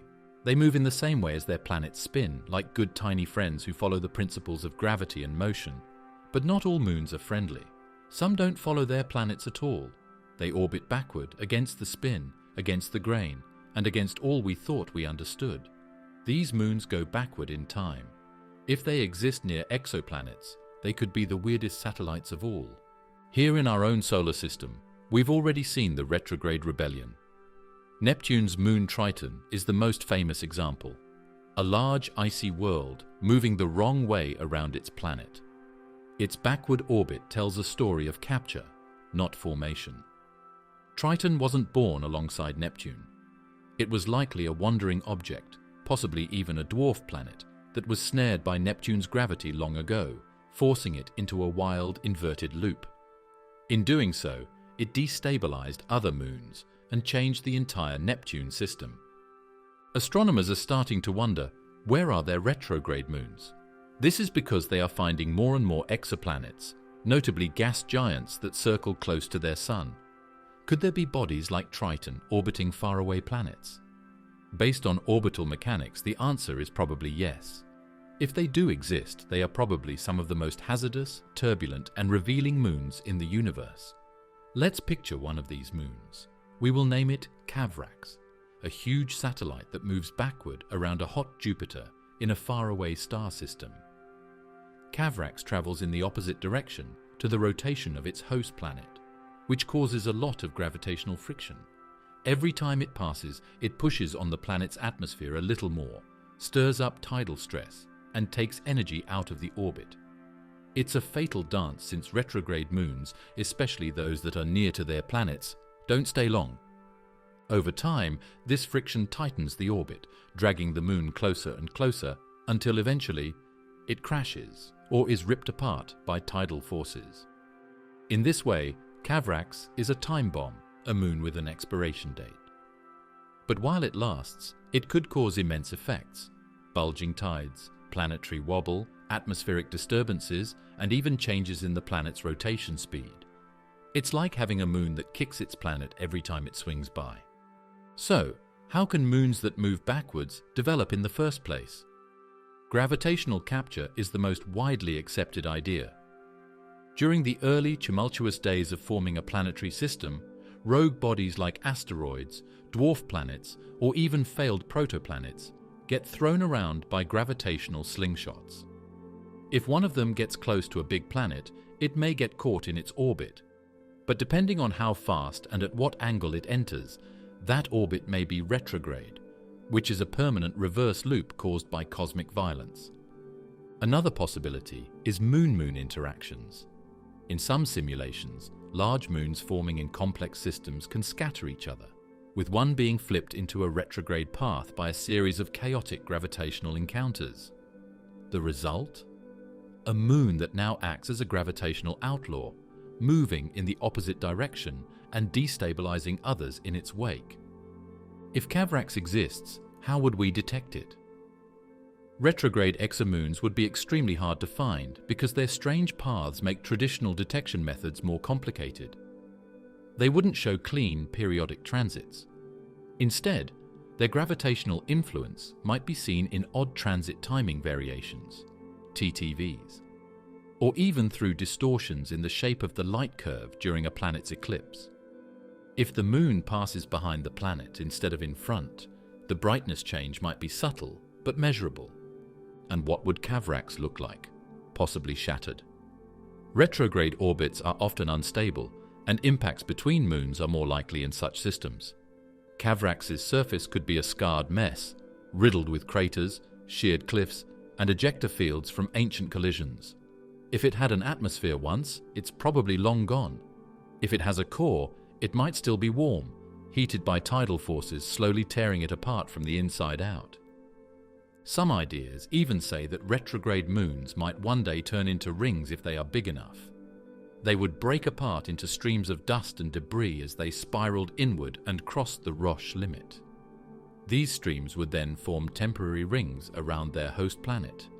In this approach, a moon that moves backward might die in a big way, leaving behind a bright halo around the planet it used to orbit.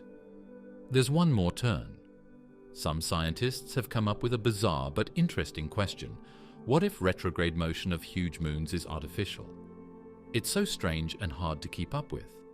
Could a retrograde orbit, especially a stable one, mean that something was put there on purpose, not formed? The chances are minimal, but in a cosmos full of mystery, it's not impossible. Quasi-permanent ring moons, frozen between states. Some moons orbit perfectly, going around their planets in circles for billions of years. Some break apart and make dusty circles, while others disappear into fields of debris. But in the weird space between the moon and the ring, there are quasi-permanent ring moons, which are a type of celestial body that only exist for a short time. These aren't quite moons. They aren't exactly rings. They are in an unstable condition between two things. Clumps of material that move like satellites yet act like trash, changing their surroundings without ever really settling into them. Saturn, the solar system's grand ringmaster, gives us hints that such objects are real and persistent. Tiny irregular moonlets like Daphnis and Pan orbit within Saturn's rings, carving paths through the ice and creating ripple-like wakes behind them. They're small, just a few kilometers across, but their influence is outsized. And they may be examples of what quasi-permanent ring moons look like when they linger just long enough to matter. But what happens when you apply that approach to a system of exoplanets? That's when things start to become weird. Think of a huge gas giant with a thick, dense ring system, like Saturn, but on a cosmic scale. Gravitational interactions, collisions, and orbital resonances produce clumps of matter, which are like brief moons inside those rings. In an infinite shuffle of gravity, they are always developing, breaking apart and forming again. We will call these things shepherds, since they are more like ghosts of planets than moons. They come, disappear, and come back again, never totally stable or gone. Shepherds are very important in making ring networks. Their gravity may pull things together into arcs, fill in gaps, or keep particles in certain orbits. Over time, this interaction generates spiraling patterns, density waves, and even transient co-orbital partners. These are other clusters that orbit the shepherd, like a moon convoy that moves in rhythm. In many cases, these moons aren't long-lived. They may only survive for a few million years before being shredded by collisions or dragged into the planet's atmosphere. But others, thanks to resonant orbits and gravitational balancing acts, can persist for far longer than expected, orbiting in semi-stable paths that mimic permanence without truly achieving it. Now imagine that shepherd in a faraway star system with a hot Jupiter.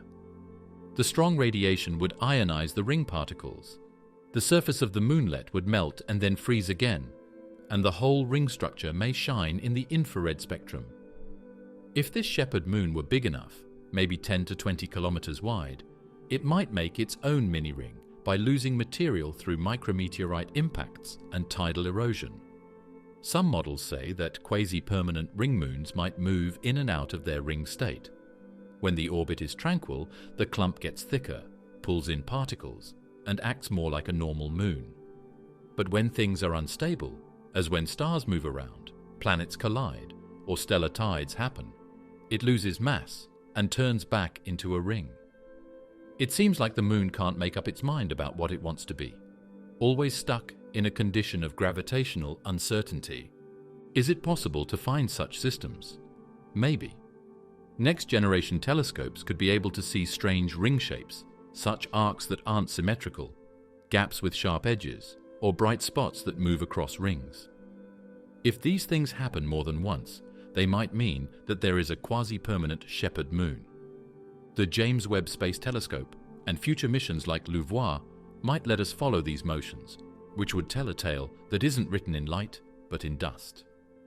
But there is another way we may find them, through occurrences that cause disturbance. If a quasi-permanent ring moon loses its stability and falls into the planet, it might make a short but brilliant infrared flare. The ring would shake, the material would go to other places, and for a few days or weeks, the shape of the globe would shift. A collapsing clump would change its fingerprint in the sky. How stable are the rings around planets? How can a clump of dust turn into a moon? Can moons form from bits of junk? In this gap between, the distinction between a satellite and a structure becomes less clear, and that blur could happen more often than we believe. Saturn, even though it is beautiful, reminds us that moons don't always come together as a complete. Some are put together from chaos and kept together by chance and gravity. They are the solar system's midway children, not trash, not a world, but something that is always changing. Geometrically stable moons, perfect orbital harmony. Most moons move around. They move a little bit. Other moons push and pull on their orbits, their planets pull on them, and old collisions distort them. But what if a moon didn't move? What if it orbited in such perfect equilibrium that it stayed exactly where gravity, mass and motion all say it should be for millions, even billions of years? Welcome to the world of geometrically stable moons, which are satellites that don't just orbit. They reverberate, bound into mathematically perfect courses where every movement is a whisper of cosmic balance. We don't know for sure if these moons exist, but physics says they may. We have already seen this idea in action, in fact. Take a look at the Laplace resonance between Jupiter's moons Io, Europa and Ganymede. Ganymede goes around once, Europa goes around twice, and Io goes around 4 times. This isn't a coincidence. It is a beautiful gravitational feedback loop that keeps things from getting out of control, keeps things stable, and keeps the moon's oddities over very long periods of time. It's choreography for orbits. Imagine a moon orbiting a planet in a region where every gravitational force acting upon it, its host planet, other nearby moons, even tidal flexing, is precisely counterbalanced. Its speed is perfect, its inclination is tuned, its precession is in lockstep with the planet's wobble. That moon wouldn't just be stable, it would be geometrically locked into a state of long-term orbital perfection. Let's call such a moon Equia, named for equilibrium. Equia doesn't drift, doesn't spiral, and doesn't decay. Its orbit is the product of a rare set of conditions: the planet's mass, the moon's distance, the influence of nearby satellites, and the gravitational signature of the parent star. All of these forces align like pieces in a multidimensional puzzle, creating an orbital pocket of perfect calm. What happened? A moon that stays in the same orbit for a long time and doesn't get unstable as other moons do. The distance between it and the planet stays the same. Its oddness stays close to zero. Its tilt stays in line with the equator. The laws of motion seem to be okay with leaving things alone. This kind of stability would have big effects. For one thing, Equia's climate and conditions, if it had an atmosphere or an ocean below the surface, would be quite stable. There is no change in tides or insolation since there is no orbital drift. There is no axial precession. Therefore, seasons stay the same for a long period. If this place is habitable, it would be better if the planets were very tranquil. But how could a moon like that form? Resonant capture is the most likely thing to happen.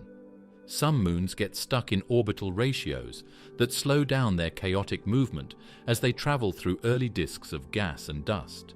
If one moon emerges at the correct distance while another stabilizes in a neighboring orbit that supports it, both can reach an oscillating equilibrium. These resonances work like brakes in space, slowing down orbital drift and keeping gravity from going crazy. Another route is tidal damping.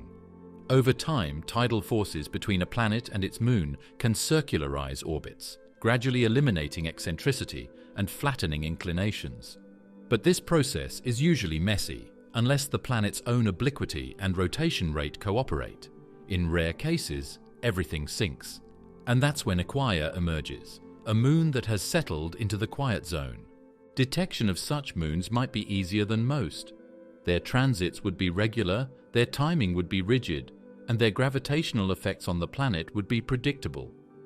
If we notice an exoplanet with unusually consistent transit timing variations, TTVs, or non-random light curve dips, it could be due to a geometrically stable moon, essentially acting as a metronome in space. Moreover, if several moons exist in the system, they may reveal chained resonances where multiple bodies are locked into shared ratios. These multi-body resonances, like those seen in TRAPPIST-1's planets, would hint at an underlying geometrical order, a dance that only forms under very specific, very lucky circumstances. What would Irregular look like from the surface of its planet? If tidally locked, it would hang motionless in the sky, a permanent moonrise. If not, it would trace a steady, predictable arc. No moonrise surprises, no orbital quirks, just a rhythmic, dependable companion.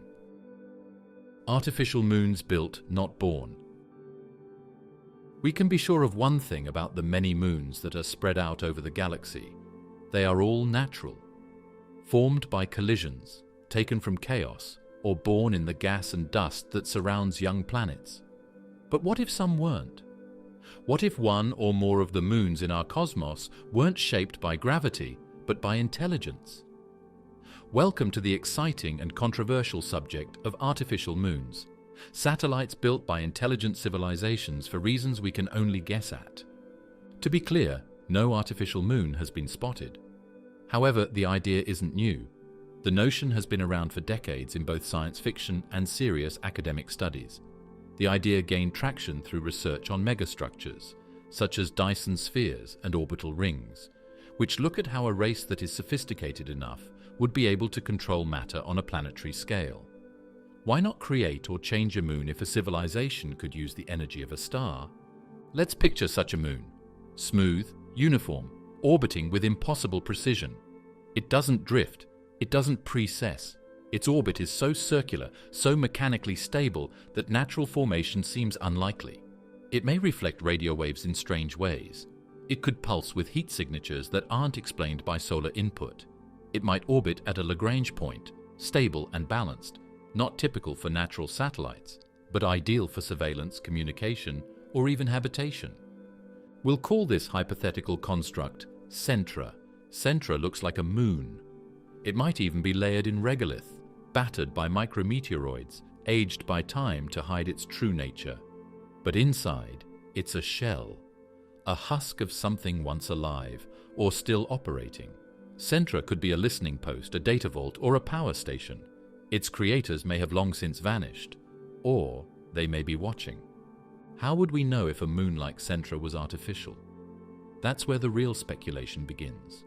Scientists have suggested we look for anomalies, things that nature doesn't do well, perfectly spherical shapes in small moons, mass-to-volume ratios that don't match expected materials, unnatural thermal emissions, sudden orbital corrections, spectral signatures of metals or composites not typically found in large quantities on natural moons.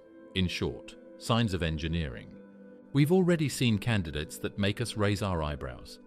There have been many crazy hypotheses about Earth's moon, but none of them have been proven by science.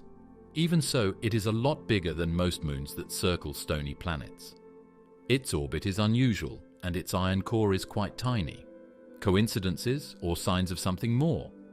So far, all indicators point to natural formation, but the concept has sparked continuous curiosity. What would a manufactured moon look like, and would we even recognize it if we saw one? The search is harder in systems with exoplanets. We depend on weak signals like minuscule wobbles, flickers of light, and infrared traces from hundreds or thousands of light years distant. An artificial moon can seem so much like a real one that the only thing that gives it away is how it acts. It could move around in time with the seasons on other planets. It could show orbital decline that stops suddenly, like a station changing its position. It may move across space with such perfect timing that it seems like design instead than gravitational luck. Why build one? There are countless answers. An artificial moon could regulate climate on a planet. It could act as a solar energy collector, bouncing concentrated light back to the surface. It could serve as a launch platform, spaceport, storage vault, or city. It might even be a monument, an engineered fossil left behind to prove that a species once thrived. Some people who study the future have suggested that we should make our own artificial moons. Geostationary solar reflectors or tethered orbital rings are examples of projects that might one day help balance Earth's energy budget or provide everyone access to the internet. At start, these would just be a few hundred meters wide, but the plan is in place. There might be an artificial moon around Earth one day, Astronomers on distant planets would wonder if it was made or born. Centra and other moons like it blur the line between science and fantasy, but that's what makes the notion so interesting. It would be hard to tell the difference between the fingerprints of design in the chaos of cosmic genesis, but they wouldn't be hard to do. We only need to know where to search and what to ask. Trojan moons hiding in Lagrange shadows. Most moons move in clear arcs around their host planets that are simple to see and hard to miss. But not all of them go in such a straight line. Some may be hiding in gravitational shadows, not behind their planet, but next to it, in stable zones where balance is greater than motion. These are Trojan moons, a type of satellite that doesn't orbit its planet directly. Instead, it co-orbits and stays in gravitational safe zones called Lagrange points. To get a handle on Trojan moons, you first need to know about Lagrange points, which are places where the gravitational forces of a planet and its star keep a smaller object from moving. L4 and L5 are the most well-known ones. They make equilateral triangles with the planet and the star. These spots are stable like cosmic eddies, where dust, debris, or even tiny moons may stay for a long time. This is what we've seen. There are tens of thousands of Trojan asteroids on Jupiter's L4 and L5 points.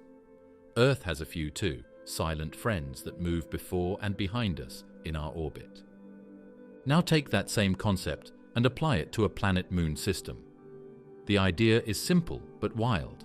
A moon sharing the orbit of another moon, or even the planet itself, but offset at one of these Lagrange points.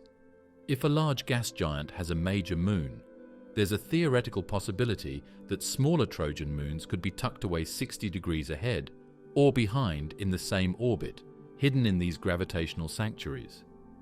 Let's name one such hypothetical body Eclipso, a moon orbiting alongside a larger satellite, always peeking around the corner, never emerging fully into view. Eclipso would be small, possibly irregular, and completely stable, so long as no massive gravitational disruption shakes the system. Its orbit would keep it out of phase with its partner, meaning it never collides, never passes directly behind or in front. It's the celestial equivalent of a ghost companion, always nearby, but never quite in sight. Finding a Trojan moon would be very hard. They don't induce transits like regular moons do. They wouldn't make visible dips in brightness or significant gravitational pulls unless they were quite big. Instead, they would show themselves through little delayed changes, including tiny changes in the timing of the orbits, small differences in the speed of the planet-moon system, or strange gravitational lensing that happened at exactly the right time. But we've seen signs. The light curves of certain star systems, including Kepler-91, display secondary anomalies, which are bumps or dips that don't match up with known planets or moons. Could any of them be Trojan moons that are lurking in plain sight? It's hard to tell. There isn't much info, but the theory is sound. Trojan moons could also have unusual environmental properties. If orbiting near L4 or L5, they would experience stable illumination, not wildly fluctuating like moons in elliptical orbits. Their days would be long but predictable. Their tidal interactions would be low, preserving surface features and allowing for slow geologic evolution. And if they formed from leftover debris, their composition could be wildly different from their host planet, making them chemical anomalies in otherwise well-understood systems. Some scientists speculate that these moons could act as planetary traps, collecting dust, ice, or smaller asteroids over time. Their Lagrange points could become mini-systems in themselves, complex swarms of material orbiting a hidden moon. In such cases, Eclipso wouldn't be alone. It would be the queen of a kingdom we've never seen. Trojan moons are great places to colonize since they are so close to Earth. They are stable in terms of gravity, shielded from most planetary radiation belts, and may have a lot of resources, especially if they have been collecting minerals over time. A civilization might put stations or homes in the L4 and L5 zones and use them as mining centers or places to watch. Lagrange points are where you would install artificial moons if they ever existed. That's why Trojan moons are interesting to scientists, futurists, and people who look for aliens. Because they are silent and hard to find, they are great places to hide things like data vaults, dormant probes, or even the remains of civilizations that are no longer around. We wouldn't notice them unless we were looking in the right location at the right moment. Shattered core moons, remnants of dead planets. People think that most moons are formed by gentle processes like dust coming together, boulders being caught, and tidal locking happening slowly over millions of years. But other moons have scars from violence, celestial bodies that were made not in peace, but in the death of a planet. These are the broken core moons, which are theorized satellites produced from the iron hearts of worlds that have been destroyed. If they do exist, they're not simply scraps. They are memorials that move silently throughout systems where planets used to be and then fell. The idea begins with planetary collisions, massive, system-altering impacts that can reshape or eliminate entire bodies. We've already seen evidence of this. Mercury, with its oversized iron core, is thought to be the survivor of a catastrophic impact that stripped away much of its outer crust. Earth's moon may have been born from a similar impact, a glancing blow that vaporized one world and birthed another. But what if the core itself, dense magnetic metallic, wasn't destroyed but ejected, cooling into a solid lump and captured by another planet's gravity? Let's give one of these made-up moons the name Pharon. Silicates, ice, or dust do not make up Pharon. Nickel, iron, and other heavy components make it up. It's very dense, so much so that it causes tidal pressures that are out of proportion to its size. Its orbit steadily tugs on the planet it orbits, changing how it spins. Pharon doesn't appear like a normal moon either. Its outside is black and worn down, with craters and twists from cooling tension. It may still have its hexagonal crystal forms in certain locations. These developed when molten metal cooled slowly in space. Pharon is the center of a planet that didn't make it. It might have broken during the early tumult of creation. It may have hit another rocky world and lost. Maybe the gravity of a neighboring gas giant ripped it apart. Its lighter layers spread out into rings or were completely thrown off, while the core stayed together long enough to form a moon. The concept of a broken core moon is more than just a poem. Orbital mechanics backs it up. A heavy metal item would be more likely to withstand being pulled by gravity. It would settle into a lower orbit that was more stable.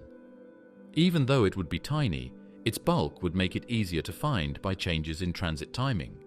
And if spectral research ever showed what it's made of, it would seem quite different from the other moons in the system. Pharon wouldn't stop talking. Because it is so dense, it would always interact with the planet it circles. Depending on its course, it might potentially cause tectonic activity or changes in the atmosphere of the planet it is orbiting. There may be a little bulge in the planet's surface in the direction of Pharon. Over billions of years, it may go through erratic precession or be driven into a tighter orbit. Pharon may even still be partially molten. Metallic cores cool slowly, especially when insulated by thin crusts or if they retain radioactive elements. If that's the case, Pharon could have a weak magnetic field of its own, an iron moon with a heartbeat. That field could interact with the planet's magnetosphere, creating unique auroral phenomena or plasma trails invisible to the naked eye, but detectable in radio and X-ray wavelengths. In some systems, shattered core moons might be mistaken for minor planets, small, high-mass objects in irregular orbits. But if they're gravitationally bound to a larger planet, they reveal their true identity. We may have already found candidates among the strange exomoons with unexpected densities or odd orbits. We just haven't pieced their stories together yet. And what tales they would tell. If Pharon could talk, it would tell the story of a world that once had mountains, oceans, and maybe even life. It was destroyed in an instant, its shell turned to gas, and its core was sent into space forever. It isn't a survivor in the usual sense. It's a piece of catastrophe, a monument to devastation made of iron and space. These moons also make us think about life and death.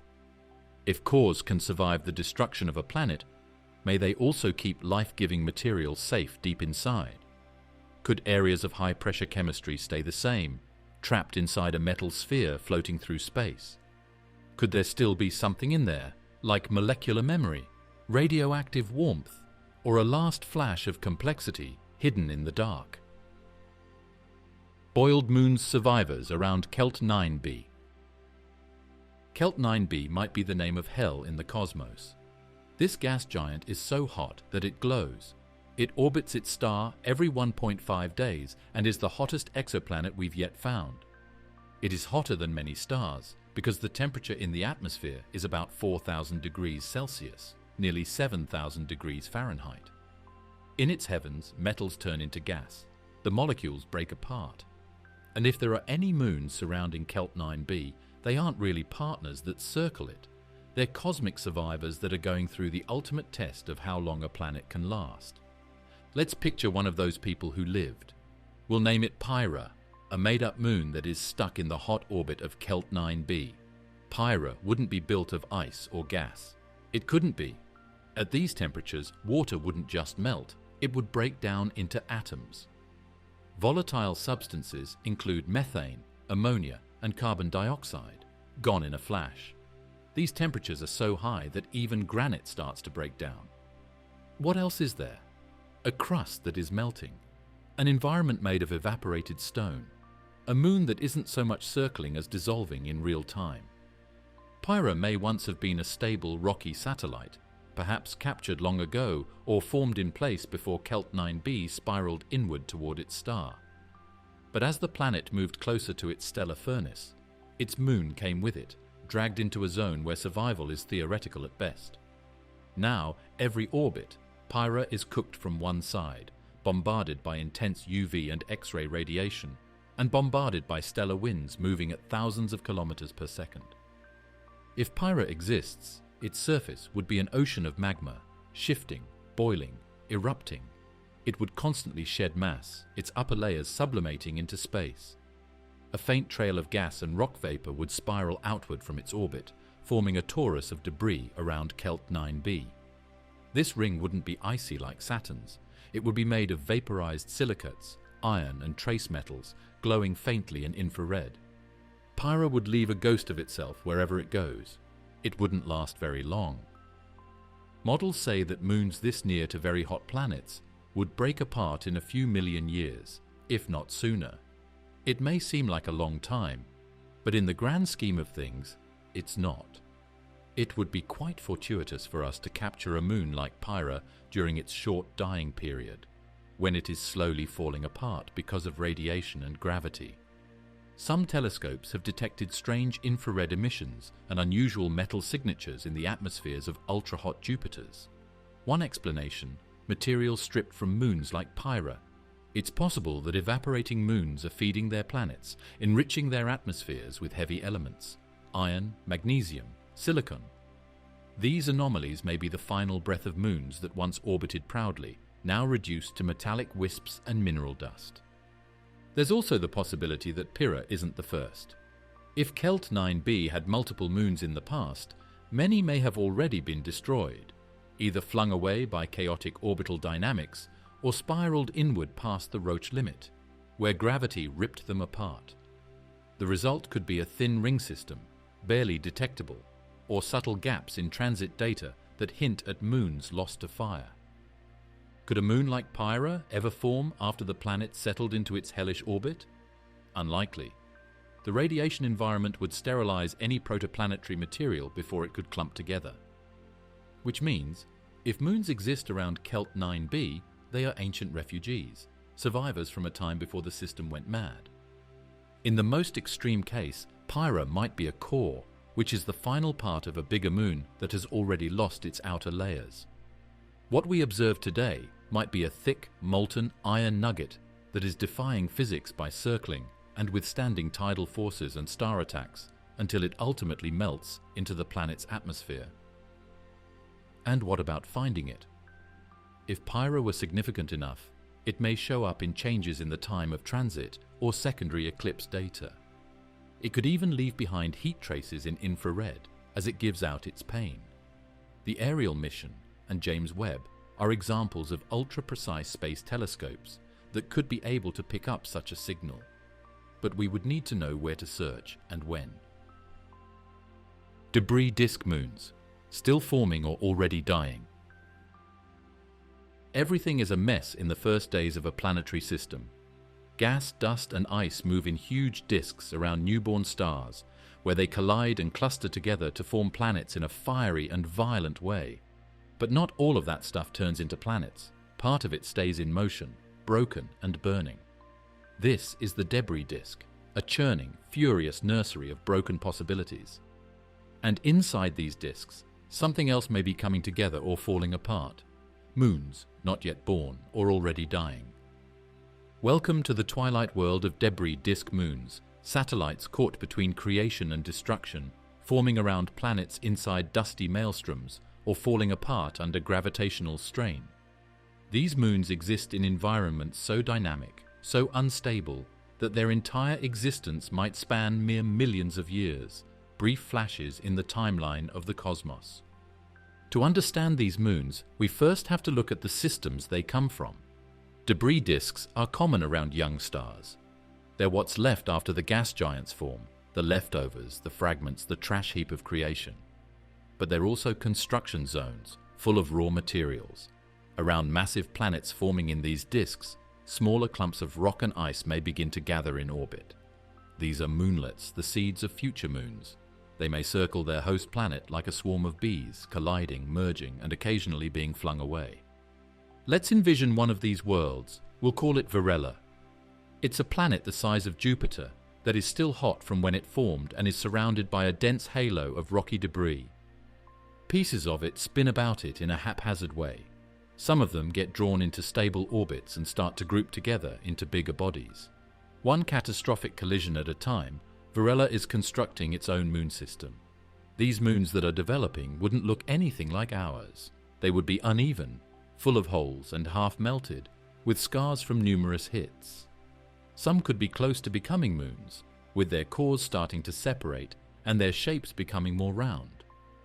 Others would stay in mounds of wreckage, only one poor orbit away from being ripped apart. But not all moons in debris disks are developing. Some are falling apart. Picture a different kind of system, older, colder, and more crowded. A planet surrounded by a disk not of pristine dust, but of the fragments of moons already destroyed. This could be the result of orbital instability, resonance disruptions, or the late arrival of a rogue body that destabilized the system. In this case, the debris isn't building, it's what's left over. Moon fragments, sheared apart by tidal forces, now orbit like broken teeth around their parent planet.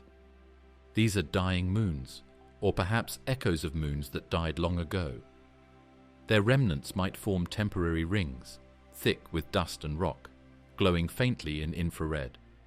Over time, the debris could accrete into new moons, or fall into the planet, disappearing entirely.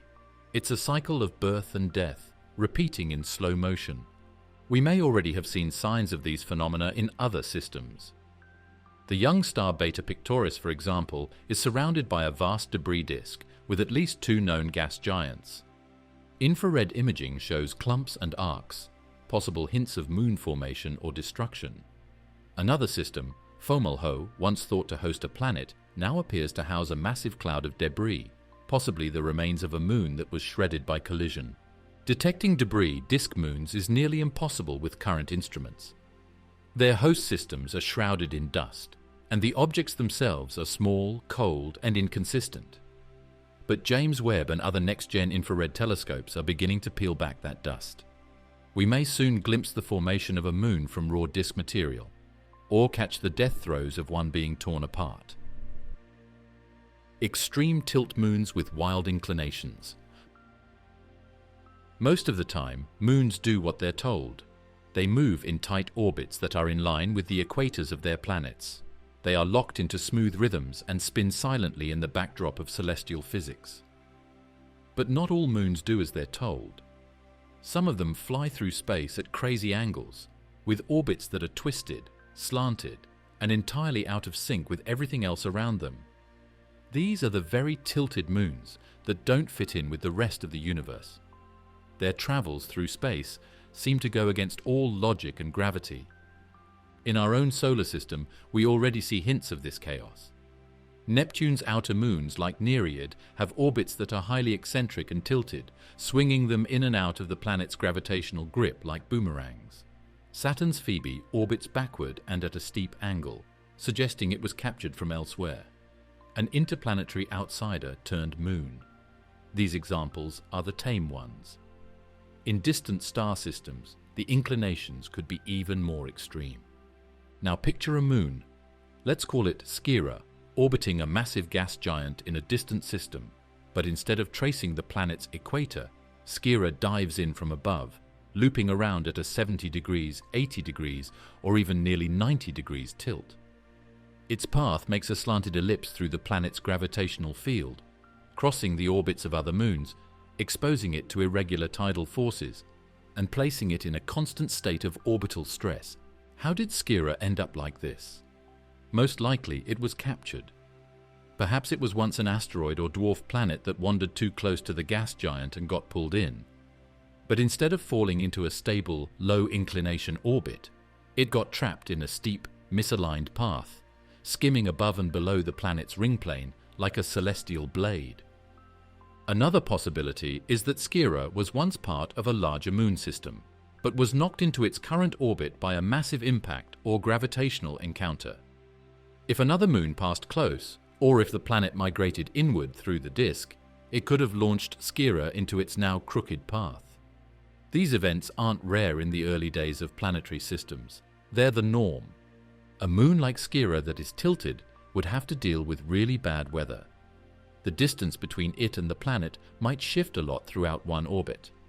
At one point, it's far away and freezing. The next thing you know, it's deep in the planet's magnetosphere, getting hit by charged particles. It might pick up stuff, leave scars on its surface, or even wear down over time if it passes through ring planes or dusty equators. If it had seasons, they would be hard to anticipate. The axis of rotation might move in a random way, and the impacts go both ways. Moons like Skira make their systems less stable. Their orbits are inclined, which may push other moons off course, change the way rings develop, and throw off the delicate tidal balances that keep planets spinning. If there are more than one inclined moon circling the same planet, they might intersect orbits, crash into one another, or even throw smaller moons out of orbit. From Earth, detecting a moon like Skira would be difficult, but not impossible. Because its orbit is so unusual, it wouldn't cause regular transits in front of its planet, but its gravitational effects would leave fingerprints, subtle variations in transit timing, unexplained dimming, or gravitational tugs on the planet's motion. In some systems, irregularities like these have already been spotted, and while no extreme tilt exomoons have been confirmed, the signatures are suspiciously incomplete without them. Skira might not be the only one.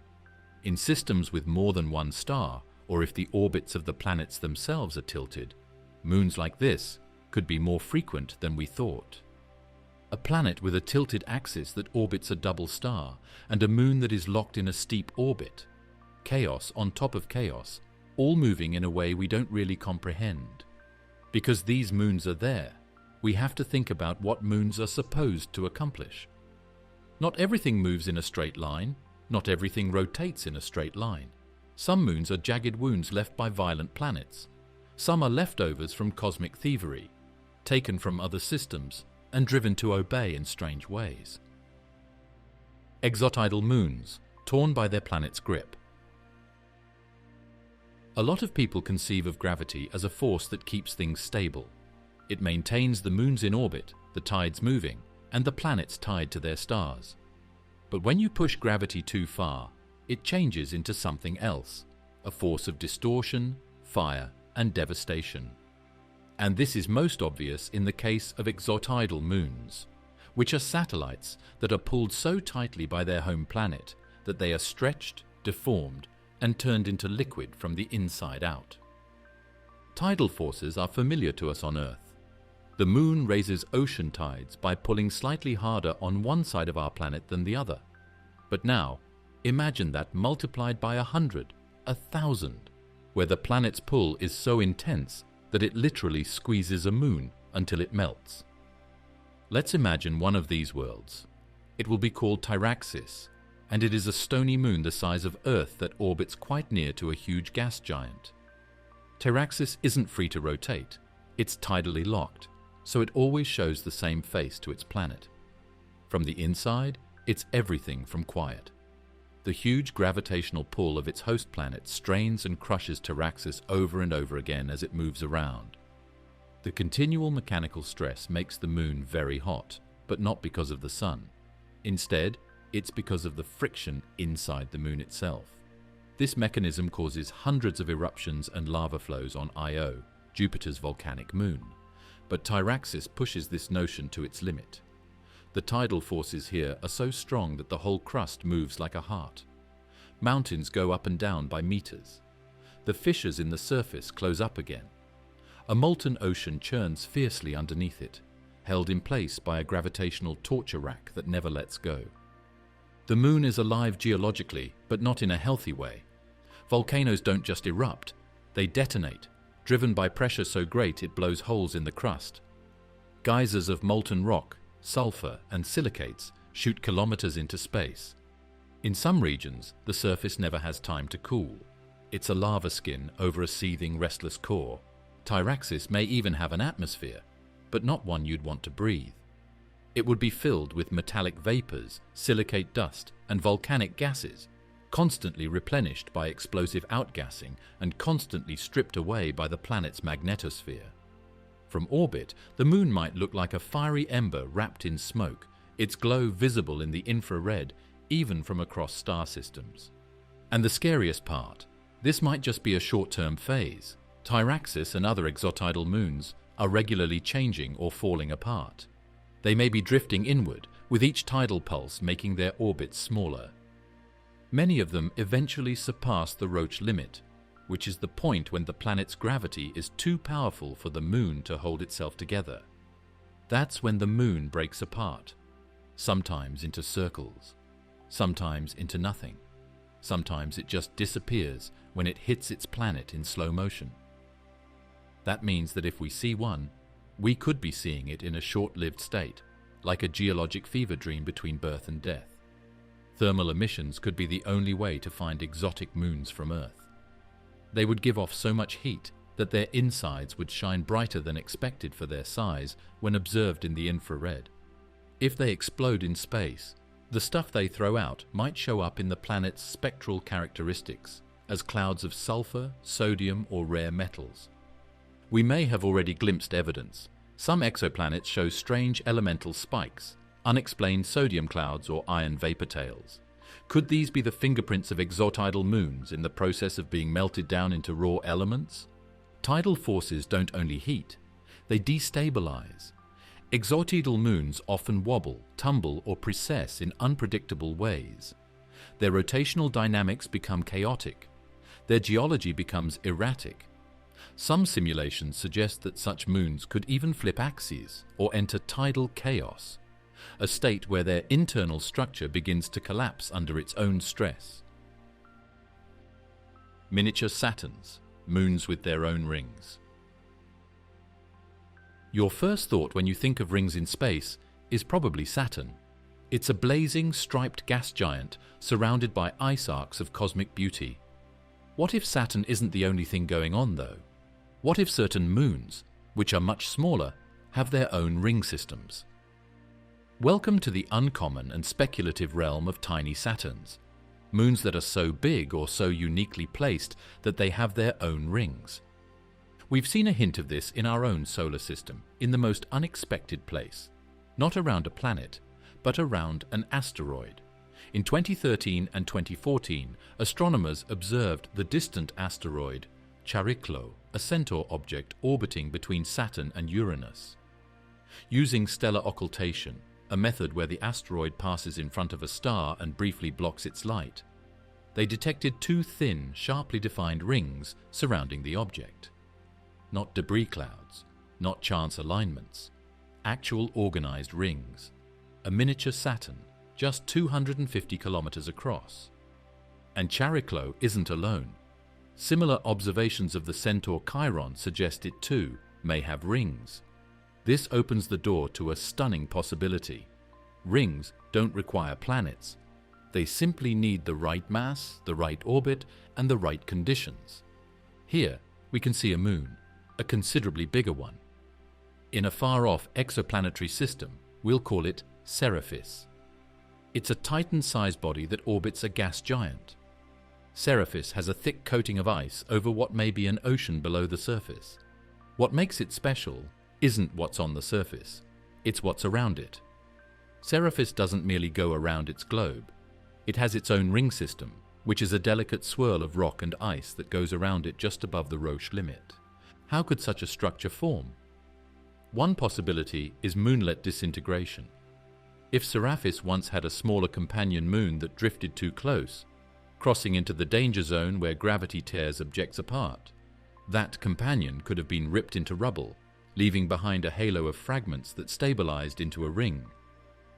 Over time, those fragments spread into thin arcs, shaped by gravitational resonance with Seriphis itself. Another scenario involves impact debris. A large asteroid might have collided with the Moon, sending ejecta into orbit. If the impact was big enough and the escape velocity of the Moon low enough, the material could stay aloft, gradually flattening into a ring through collisional damping. The Moon's gravity would pull the debris into a narrow band, while orbital mechanics would organize it into arcs or waves. There's also the role of electrostatics and magnetism. In environments with strong planetary magnetic fields, dust and icy particles can be influenced by electromagnetic forces. If Seriphis lies within the magnetic reach of its parent planet, interactions between its own faint magnetic field and the larger one could help shape and maintain its ring system. Visually, the result would be breathtaking. Imagine looking up from the surface of Seriphis and seeing an arching band of ice and dust stretching across the sky, a permanent, shimmering ribbon in orbit. Depending on the ring's tilt and the position of the star, it could catch the light at sunset, casting long, curved shadows across glaciers and lakes. If the ring was dense enough, it might even create its own ring shadow on the Moon's surface, a moving arc of darkness that sweeps across the land like a sundial from space. Rings aren't just for show, though. They may change everything from the weather to how things move in space. Particles dropping from the ring might change the chemistry of the atmosphere, add dust to it, or even change the weather in the area. Over thousands of years, gradual orbital drag might break apart the ring, sending debris down to the Moon in a slow, glittering Armageddon. Could we see these tiny Saturns from Earth? Maybe. When the Moon passes in front of its star, the ring might make a second dip in the transit light curve if it is big or bright enough. It could also scatter sunlight at certain wavelengths, leaving behind a spectral trace of ice or rock particles. We could see a dimming event that doesn't match the size of the Moon in systems with well-aligned orbits. This could mean that something bigger is wrapped around it. The James Webb Space Telescope and future missions like LUVOIR might find these kinds of problems, especially in young systems where there is still a lot of dust and debris. When a ringed moon passes in front of its star, the ring might look like a blip, a little shadow before or after the Moon itself passes. If we look at the ring carefully and often enough, we might be able to figure out its form, size, and even what particles make it up. Of course, not all moons could have rings.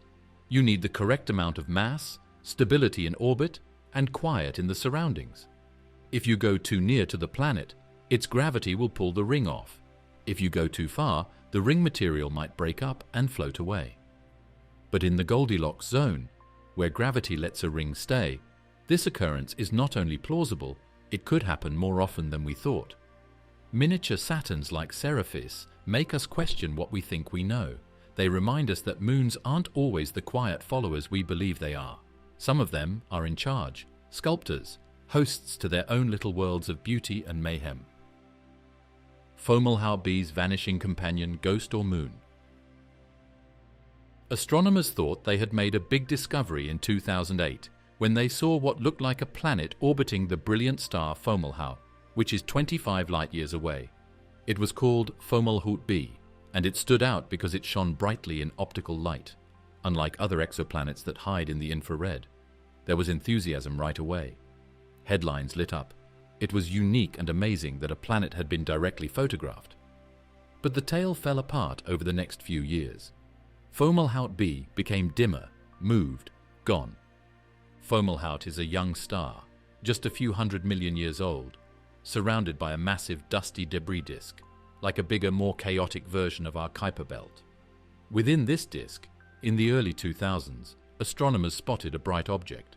But it didn't behave like a planet. It moved too fast. It didn't radiate in the infrared, which a planet that size should have done. And then, over the course of a few years, it disappeared, no longer visible in updated images from the Hubble Space Telescope. So, what was it? The leading theory now is that Fomalhaut b wasn't a planet at all, but a collision event. The bright, short-lived aftermath of two icy bodies smashing into each other at high speed. If this is true, then what we witnessed wasn't the beginning of a planet story, but the violent end of something else. Possibly a large moon orbiting a hidden, undetected planet. Let's say this broken thing is Nyxa, a huge moon that orbits a secret gas giant deep inside the dusty disk of the Fomalhaut system. Nyxa had remained steady for millions of years, going around its planet as a good satellite should, but this part of space is unstable. The disk of debris is thick, things pass by all the time, and one day, Nyxa ran into an invader, which may have been another moon or a wandering cold corpse. The outcome was terrible. Years, going around its planet like a good satellite should. But this part of space is unstable. The disk of debris is thick. Things pass by all the time. And one day, Nyxa ran into an invader, which may have been another moon or a walking cold corpse. The outcome was terrible. The effect shook the whole system. When the moon broke, it sent up a brief cloud of ice, rock, and metal particles. The debris reflected sunlight, making it look brilliant enough to be visible from Earth for a short period. It was even brighter than any other planet we had observed at the time. But the brilliant thing wasn't a planet. It was trash, getting bigger, cooling, spreading. The cloud started to spread and dissipate after just a few rotations. This was because of the gravity of the invisible host planet and the radiation pressure of the star itself. It grew longer and longer, like a comet. The brilliant center became blurry and eventually disappeared. We were left with only a trail in the data, light curves, spectrum indications, and the scary thought that we could have seen a moon's final breath. The fact that Fomalhaut b disappeared has huge consequences. If it actually was the fragments of a shattered moon, this is the first time we've ever seen something like this happen in real time. Not simply thought about it, I saw it. A moon that died so brutally and lately that its body turned to mist and shone in the dark. And the mystery grows. Could the planet that Nyxa used to orbit still be there, covered in dust and waiting for a better telescope to find it? If so, it may still have the gravitational fingerprints of its lost moon, such an orbit that is slightly wobbled, a ring system that is still there, or even pieces coming together to form a new satellite, starting the cycle all over again. This occurrence changes the way we think about satellite systems from a scientific point of view. We know that moons form, we know they live. But Fomalhaut b shows that moon demise is an ongoing process that is still happening in young planetary systems. It's a mess, it's quick, and it's exciting enough to light up space. There's also the question of what happens next. When Nyxa died, the dust from her body may have mixed with the disk around her, adding metals and other things to it. It may have started subsequent collisions and generated waves that other bodies are presently riding. The demise of just one moon may have started a chain reaction that changes the whole system's structure. We could see additional dots that disappear and more short-lived brilliant spots if we keep an eye on other systems with a lot of debris, such Beta Pictoris, HR 8799, or AU Microscopii. Each one might be a different sort of moon narrative, like how it formed, how it was destroyed, or how it changed. And one day, we could see a collision before it happens. Watch a moon glide toward a deadly course, knowing the clock is ticking. Tauri 216's rhythmic shadow, resonance-balanced moon. Some moons pull, some shake, but the rarest appear to whisper in time, pulling on their planets in a way that isn't random but predictable, making a pattern so exact that it nearly seems planned. This is true for a strange system called Tauri 216, where the planets move in a way that doesn't seem to be random. Some scientists think that the time could hold the tiny tug of a resonance-balanced moon that we can't detect. Discovered by NASA's Transiting Exoplanet Survey Satellite, TESS, Tauri 216 is home to at least 2 large gas giants. But what makes the system so compelling isn't just the planets themselves, it's the way they interact. Their orbits aren't isolated. They're locked in resonance, gravitationally tugging at one another in a regular repeating cycle. This resonance produces tiny but precise transit timing variations, or TTVs, minute delays, and advances in when each planet passes in front of the star. One of these variations doesn't quite fit the two-planet model. There's an extra signature, a deviation in the expected timing that suggests the influence of a third gravitational body. Not a planet, not a star, something smaller, something orbiting one of the planets. Let's picture it. There is a satellite called Talmera that orbits the outer planet of Tauri 216. Talmera isn't very big, so it can't produce a deep transit dip on its own, but it does have enough gravity to move the planet somewhat, affecting the time of its passage over the star. Talmera rotates around its host every few days, moving the planet a tiny bit forward or backward. Our tools show that the globe is operating behind schedule, or before, or right on time until it isn't. And these changes aren't random. They have a rhythm, stubborn, like the tick of a clock. This is what orbital resonance can do. Talmera's gravity affects not just its own planet, but the whole system, making everything more predictable. It's like adding a drummer to a jazz trio. All of a sudden, everything makes sense. It's hard to see these moons. They don't show up in light curves that have obvious troughs. They don't shine, stars don't wobble. But precise timing measurements can show their gravitational fingerprints, with each orbit leaving a signature on the data. What makes Talmera, or any resonance-balanced moon, so fascinating is its stability. In a chaotic universe, where planets migrate and orbits evolve, moons like Talmera find sweet spots, orbital paths where the gravitational push and pull between moon, planet, and star all cancel out just enough to last. Not forever, but long enough to shape the system, long enough to matter. If Talmera is real, and if it orbits in the right place, it might lie within the habitable zone of its host star. Even if the planet it orbits is a gas giant, the moon could be large enough, with enough internal heating from tidal forces, to maintain a subsurface ocean. Its orbit, locked in resonance, would be stable, providing a long-term energy source and a predictable climate, just like Europa or Enceladus, but warmer, wetter, stranger. There is also a philosophical beauty here. Moons like Talmera don't rule, they don't sparkle, they don't take the focus away from others, but they set the system's pace.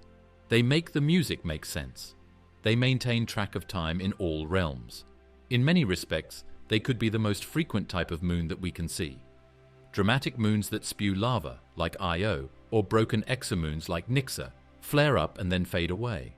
But resonance-balanced moons are quiet, long-lasting, and have a big impact over time. We haven't confirmed Talmera yet, but its shadow hangs over the data. Its pull is etched into the timings, like a secret beat hidden in a song we're just learning to hear. As our instruments grow more precise, and as missions like Plato and Louvois come online, we may be able to hear that beat clearly. We may isolate the rhythm, and we may find that this kind of moon isn't an exception. HD 106906b's lonely orbit, a far moon zone. Some planets are quite near to their stars, where they get warmth and radiation. Some planets get so far from their suns that they become cosmic loners, orbiting so far that they can't talk to anybody else. HD 106906b is one of these planets. It is a gas giant that is a huge 650 AU distant from its host star, which is more than 15 times the distance between Pluto and our Sun. It's so far away and dark that it seems like calling it a planet is a metaphor. It's a moving light, and if it had moons, they wouldn't simply be chilly. Let's think about one of these possible moons. We'll call her Umbra, which means shadow in Latin, because she lives in an unending shadow. Umbra would go around HD 106906b in a way that is similar to how Titan goes around Saturn, but with a lot less light and a lot more mystery. From her surface, the host star would look like a little dot, just another light in the sky. There would be no sun warmth, no days or seasons. Instead, planet shine, the soft ghostly light that bounced off her gigantic host, would govern her globe. But Umbra might not be dead after all. Not at all. HD 106906b is very heavy, around 11 times as heavy as Jupiter, which would cause tremendous tidal forces. If Umbra's orbit is near enough, those tides might warm her insides, maintaining a subsurface ocean liquid under layers of ice, like Europa but darker and colder. If life exists, it would have to evolve without sight, using only chemistry to guide it. Imagine ecosystems that have been cut off from starlight for billions of years and are powered by geothermal energy. But there's more. The strange thing about HD 106906b is how it got there. It is so far away from its twin star system that it shouldn't even be held together by gravity. But it is. Scientists think it was either ejected out by another planet in a violent early encounter, or created more like a brown dwarf, out of its own clump of gas, distant from the core stars. What happened to HD 106906b's moons when it was thrown into this cold space? Did they remain with it? Were some taken away and thrown into space between stars? Or did some, like Umbra, cling on tighter as the planet was hurled to the limits of the system? If Umbra is real, she's not just a moon, she's a survivor of exile, a testament to gravitational resilience. She would have endured radiation spikes during planetary ejection, orbital instability as her parent planet found a new path, and now a life in a gravitational no man's land where the only warmth comes from within. This brings up a very interesting possibility. Moons in far orbit might be stable places to live. When planets are thrown to the edge of a system, their moons can stay intact and circle in a type of cosmic limbo if they are closely connected. These moons might be the most isolated natural satellites in the galaxy, but they could also be some of the longest lasting ones. They could stay the same geologically and atmospherically for billions of years, never getting too hot or disturbed, as long as there wasn't much outside impact or star radiation.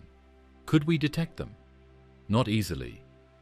The system's distance, its faint light, and the lack of frequent transits make moons like Umbra almost invisible to our current tools. But instruments like the James Webb Space Telescope may be able to pick up thermal emissions, faint infrared signatures that betray the presence of heat. Or, in a more optimistic scenario, we might spot gravitational interactions, wobbles or anomalies in HD 106906b's motion that suggest a hidden companion. The galaxy's loneliest planet might not be alone. It could have a silent friend who orbits it faithfully in the dark, where no one can see or hear it. And Umbra wouldn't simply be interesting from a scientific point of view. She would be like a time capsule. No matter what kind of chemistry she has, or how much heat is still bubbling beneath her crust, it hasn't changed in billions of years. Not affected by solar flares, separated from cosmic dust, kept safe by distance and darkness, she may be the cleanest moon in the whole cosmos. Alpha Centauri b's hidden worlds, next door, possibly alive.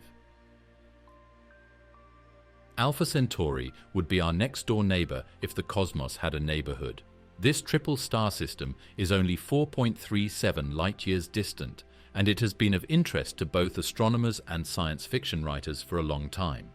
But one star in this trio has caught the attention of exoplanet hunters, Alpha Centauri b. This steady, sun-like star potentially have Earth-like planets, and if there are planets, we can't forget about their moons. These would be the closest exomoons to Earth, orbiting worlds that, in cosmic terms, we could almost wave at. And if they exist, they may be some of the most promising candidates for life outside our solar system.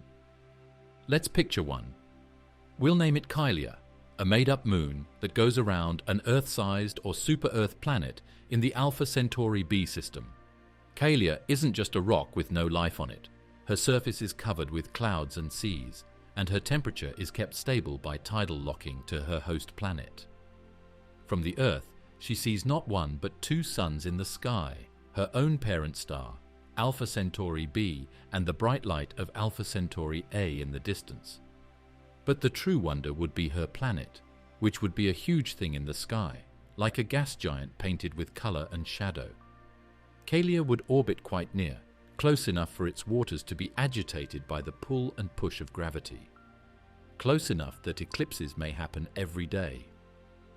These are times when the gas giant blocks the sun, making the moon suddenly dark before the light comes back, like a curtain rising. And if Kylia lies within the habitable zone of Alpha Centauri b, the implications are enormous. For years, this region was considered too volatile due to the gravitational influence of Alpha Centauri a. But more recent simulations suggest that stable planetary orbits are possible, and not just for planets, but for their satellites as well. Moons like Kylia could exist in quiet resonance, orbiting in harmony with their planet, while the planet itself traces a predictable path around Alpha Centauri b. Life, if it developed there, might not look like ours. With a massive planet looming above and a binary sun system in the sky, evolution would follow unfamiliar paths. Photosynthesis might adapt to slightly redder light. Creatures could evolve night vision for the frequent eclipses. Circadian rhythms could sync not to 24-hour days, but to the pulse of a dual sun cycle. This wouldn't just be another Earth, it would be an alien garden blooming just next door. If Kylia exists, we might detect it within our lifetime. The proximity of Alpha Centauri makes it an ideal target for high-resolution instruments. Projects like the Breakthrough Starshot initiative aim to send micro spacecraft to the system within the next century, and ground-based observatories, using techniques like extreme adaptive optics and direct imaging, are already closing in. The trick will be catching the planet first. So far, no confirmed Earth-sized planet has been found around Alpha Centauri b, but the signal is just below the noise. Several candidates have been proposed, and the next generation of telescopes, like ELT, TMT, and LUVOIR, may finally see clearly enough to confirm them. Once we have a planet, moons like Kylia may reveal themselves through transit timing variations, planet wobble, or even direct eclipse signatures in starlight. As our telescopes grow sharper and our curiosity stretches farther, these bizarre moons remind us how little we truly know about the cosmos. Some may hide life, others might be made of crystal or ice that rains helium, and a few may even whisper of artificial origins. What lies in their shadows could reshape our understanding of the universe itself. If you want to keep exploring these cosmic frontiers and the science that pushes our imagination to its limits, make sure to like, subscribe, and hit the bell. This is Beyond Horizons, and we've only just begun.